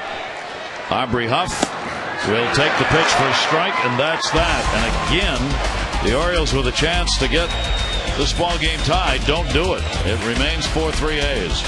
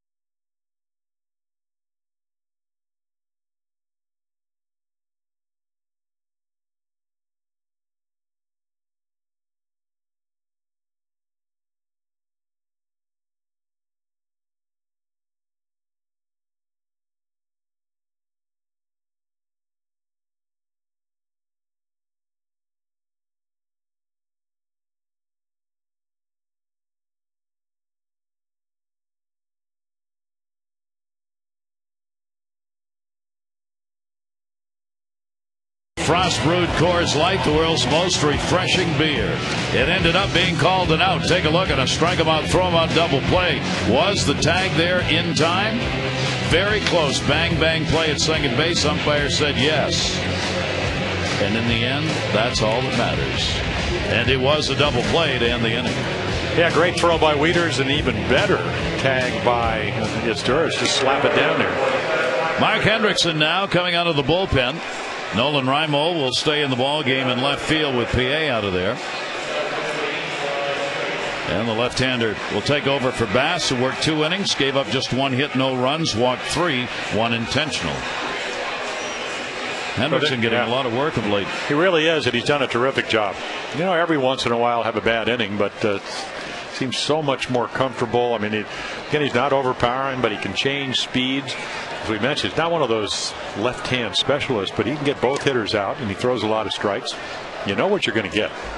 Been around long enough to be able to, you know, not a young guy that you're hoping is going to throw strikes. He's going to be around the strike zone, and he'll do that by changing speeds and trying to trick hitters. Pitch 2 1/3 scoreless on Monday. Third straight scoreless appearance that he's had, covering 3 innings. Of course, right when I say he commands the ball, he goes 2-0. He'll come back. Ryan Sweeney, here's the delivery, and Sweeney will take it into the gap in left center field. Raimo going over to cut it off. Sweeney on his way to second base, and he will go in standing, and a leadoff double here in the 8th inning. If the Orioles lose this ball game, it's going to be one they've all but handed over by not making plays and by making outs on the base paths. And there's a big leadoff double. Well, to Ryan Sweeney, it's going to be his 3rd double of the series. So 2-0, you got to come into the strike zone. You're not as at least fine as far as making the pitches, and Sweeney takes advantage of it. But you go back and look at this game. Yes, you look out the board, you see 4 runs in the 4th inning. Well, 2 of them came on a home run, but the other one, the 4th run, which is now the leading run, came out on a bunt by Pennington, a stolen base, an error, and then a sacrifice fly, a manufactured run, which is what Oakland does so well. And the Orioles have had chances to get runs in the game and have had big outs. There's the bunt with nobody out to move the runner. Henderson's throw will be on time. It is a sacrifice by Ellis. Well, what Ellis has had a single, a sac fly, RBI, a base on balls, and now a sacrifice. Well, Mark Ellis is one of these guys. If you look at his numbers and you don't get to see him play on a daily basis, you go, wow, nothing special. But then you realize, and even then, that bunt was so good that it was almost a base hit. But he gets the job over. Now, with the 1-run lead, the Orioles have to play their infield in. And they're going to make Landon Powell, who's already had another nice day from the other side of the plate, into a better hitter. Powell with a runner at third base and only 1 away. He has delivered a home run. Grounds that one foul. You're only 4 for 24 from this side of the plate. So a better hitter left-handed, and we saw that. Tremendous power. What, he hit the warehouse on one hop? He's got 3 home runs on the season. Hendrickson will try and keep that ball down, and all Powell wants to do is anything that'll get that run in. Here's the 0-1 delivery to him. Inside, gets away, and the play at the plate, not in time. And they will score that way as Sweeney will cross, and that will make it a 5-3 game. We'll take a look. They move in, and the ball cuts a little bit, and that's a ball that Matt Wieters will tell you that he should have caught or blocked. That's your job. I just think he thought he was going to catch it, and here's the tail end. Long arms, but already Sweeney across the base when Hendrickson tags him. And the ball just kind of cut a little bit, and he couldn't get the glove on it. Called a wild pitch, but it could easily have been called a pass ball. So the bases are empty, and there's one to short. Is Torres. Powell is retired. So the little things, the errors, the pass balls, wild pitch, whatever you want to score. The situational hitting that the A's have done and the Orioles to this point haven't done this afternoon. And that's, again, you know, last night was a 1-run victory, but they had just lost 6 1-run games in a row. And we talk about the O's. So now a 5-3 ball game, and that will be a fair ball down the line. Pennington on again. Reimold over to get it in the corner, and it is a double, a 3-hit ball game for Pennington, and he's been on all 4 times up in that number 9 spot. 3 hits and a walk today.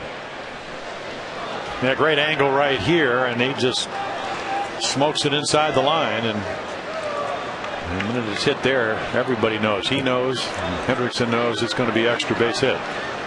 4 doubles in the ball game for the A's today, and a home run. So 5 of their 11 hits have been extra base hits, and they do have 11, 5 runs and 11 hits.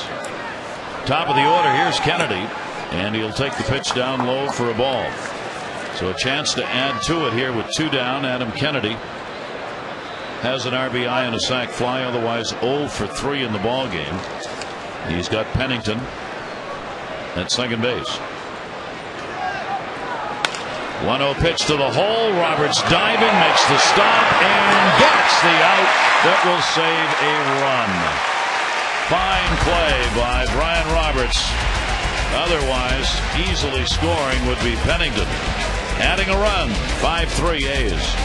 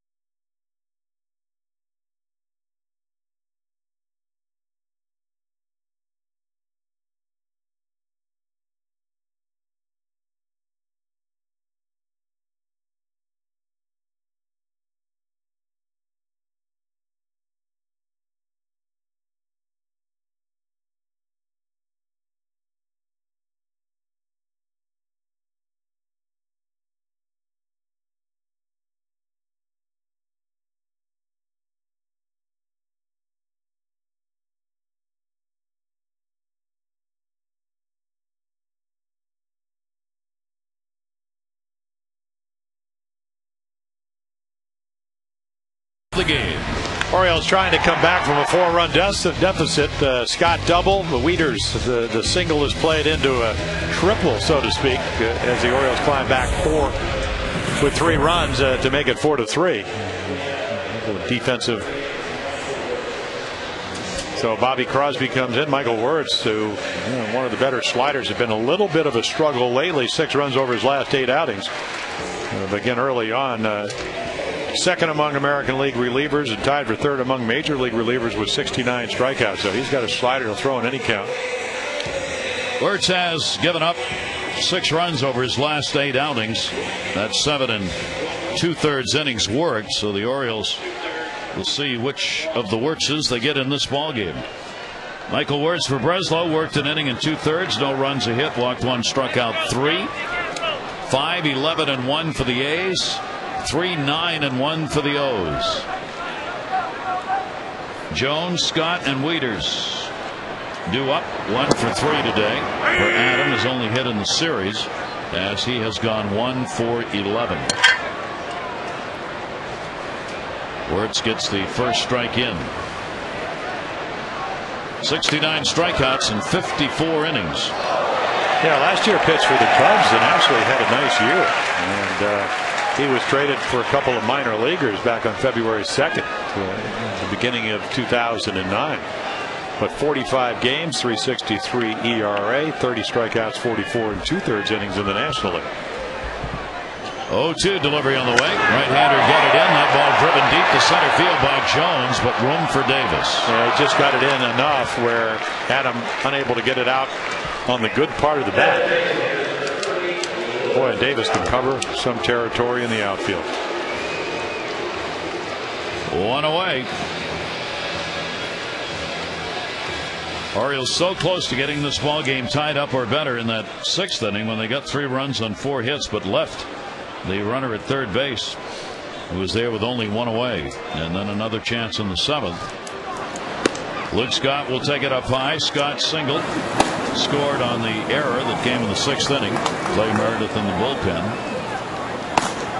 A couple of hits in 10 at bats in the series for the Orioles DH. The 1-0 delivery that will be taken for a strike. 1-1 to Scott.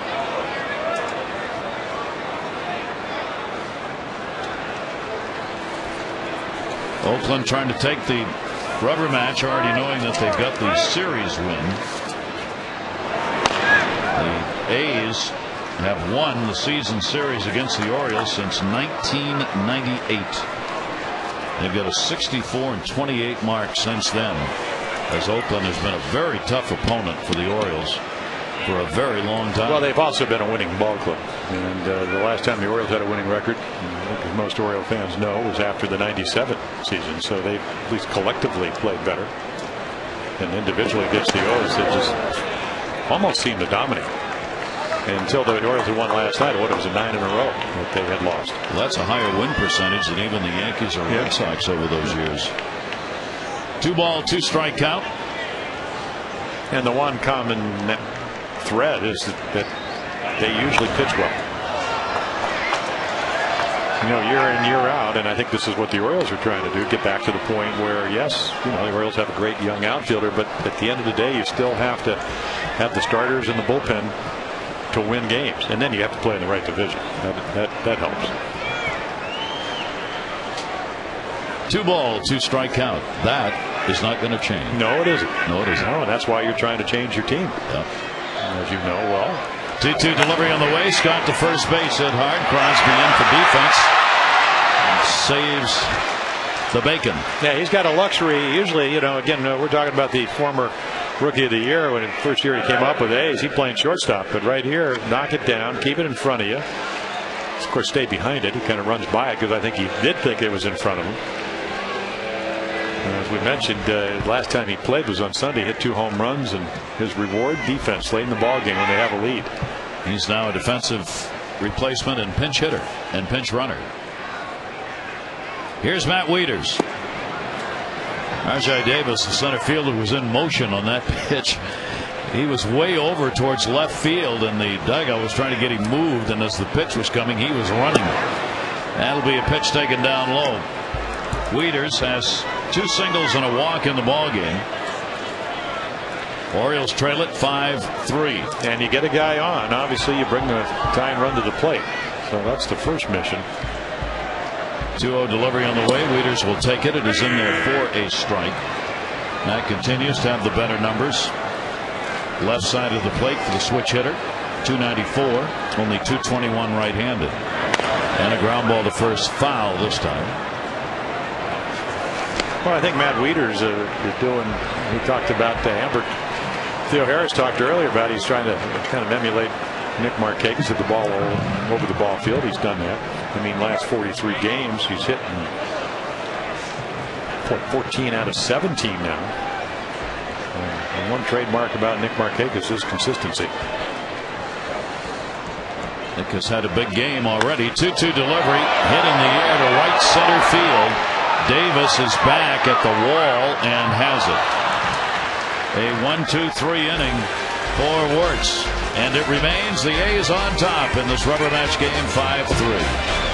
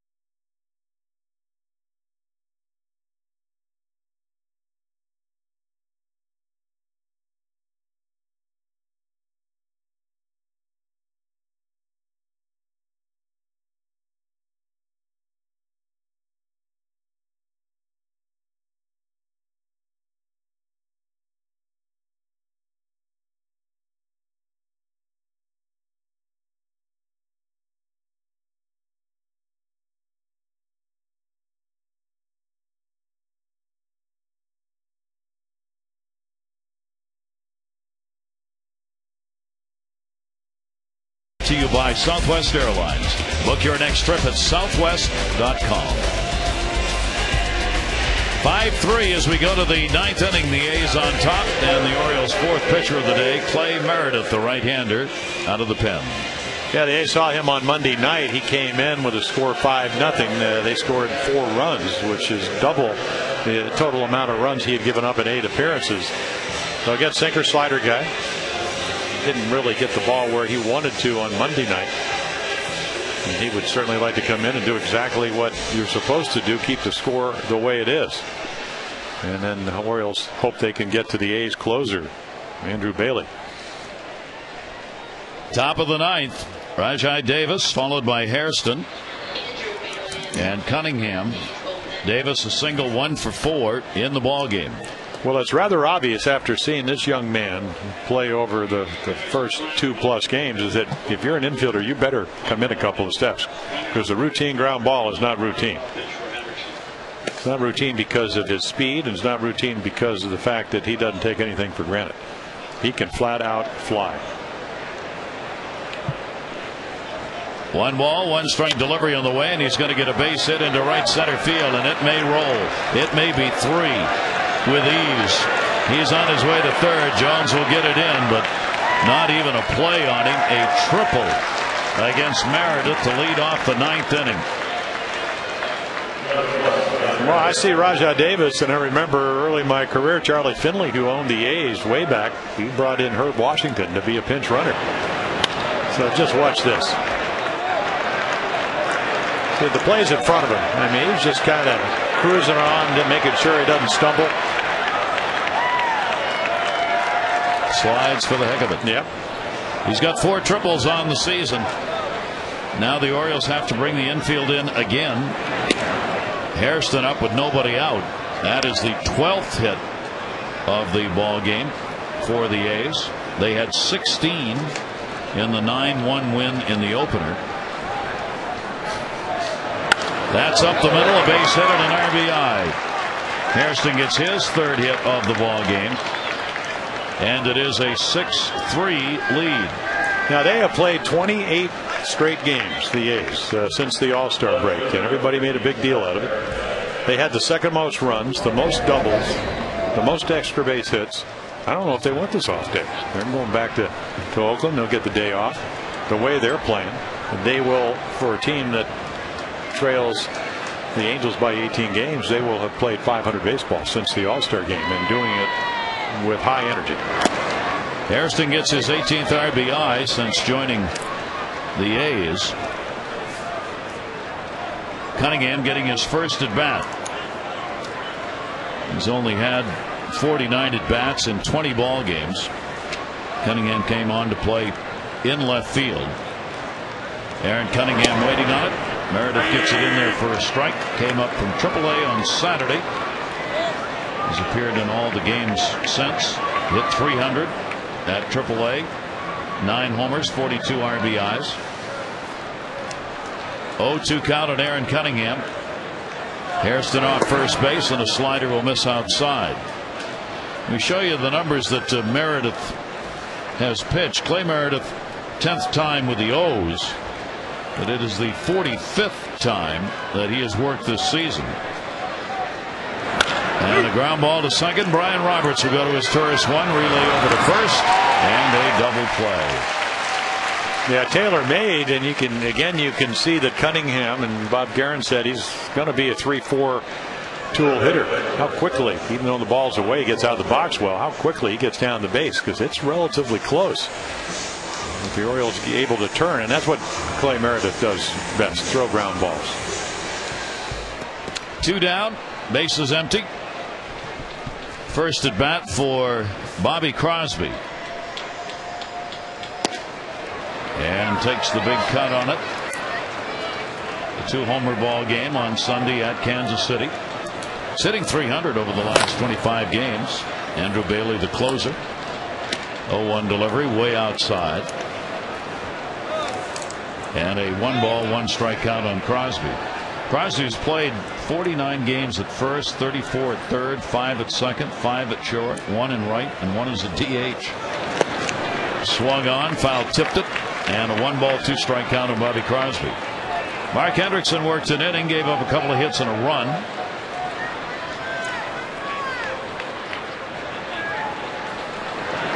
Swung on a miss, just kept chasing. But a big triple by Davis, scoring on the Hairston single. We go to the bottom of the ninth, 3-run deficit.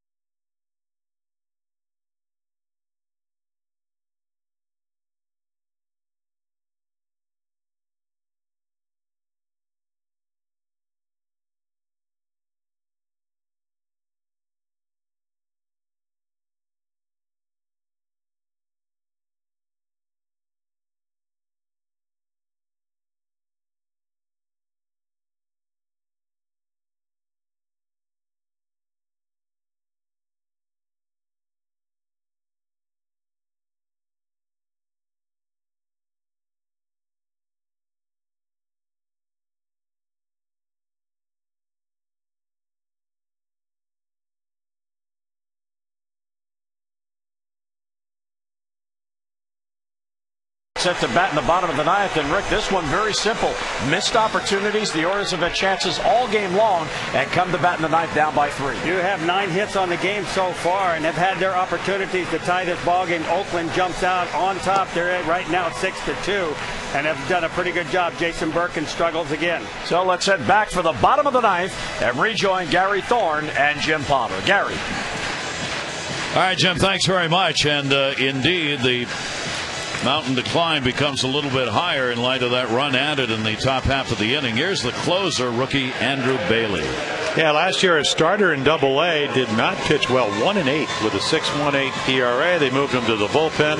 4-1 ERA of under 1 run a game in his final 22 appearances. Made the ball club. And then he's been outstanding, all-star representative. And he can throw in the mid-90s, big overhand curveball. So he's got a 3-run lead to work with. 25 years old. He has converted his last 11 save opportunities. Second among major league relievers with 72 strikeouts. And he has that advantage of that one extra run added, so a 3-run deficit. Ty Wigginton will lead it off. Bottom of the 9th inning. In for a strike as Torres, Roberts are the do-ups here. Bailey out of Medford, New Jersey. They have a couple of New Jersey kids on this team. Outside with a slider. 1 ball, 1 strike count on Wigginton. Well, Ben Mazzaro, who started the game in Rutherford. Jim Hunter, of course, knows where all these cities are. Jack Cust from New Jersey. Their right fielder, DH. Wigginton will pop it up back, no play. Ty's had an 0 for 3, robbed of a hit by Davis earlier in the ball game. 3 fly ball outs for Wigginton. Yeah, and the big one came with the potential tying run at third with 1 out, and that was back in the 6th inning. They brought in Craig Breslow, and he got Wigginton to pop up, and then he was able to strike out his Torres. Here's the 1-2 delivery on the way. Mazzaro waiting to see if he gets his 4th win against 8 losses. 5 1/3 innings, 3 runs, a couple earned on 8 hits with a walk and a strikeout. Breslow an inning and 2/3, 1 hit. And Bailey's getting it up there at 97.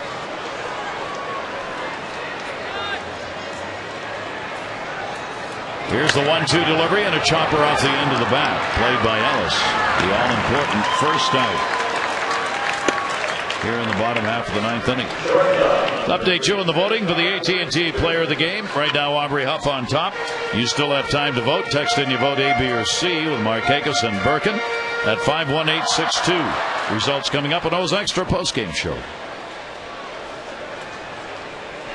Is Torres an 0 for 3 in the ball game?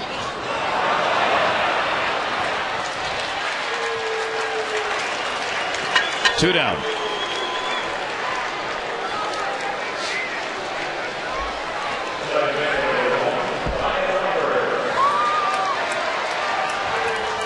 So Bailey gets the first 2 in a hurry. That's his job. Birkin would be the loser, go 2 and 10. Yeah, the one bad inning. Yep. For Jason Birkin. 4 runs in the 4th.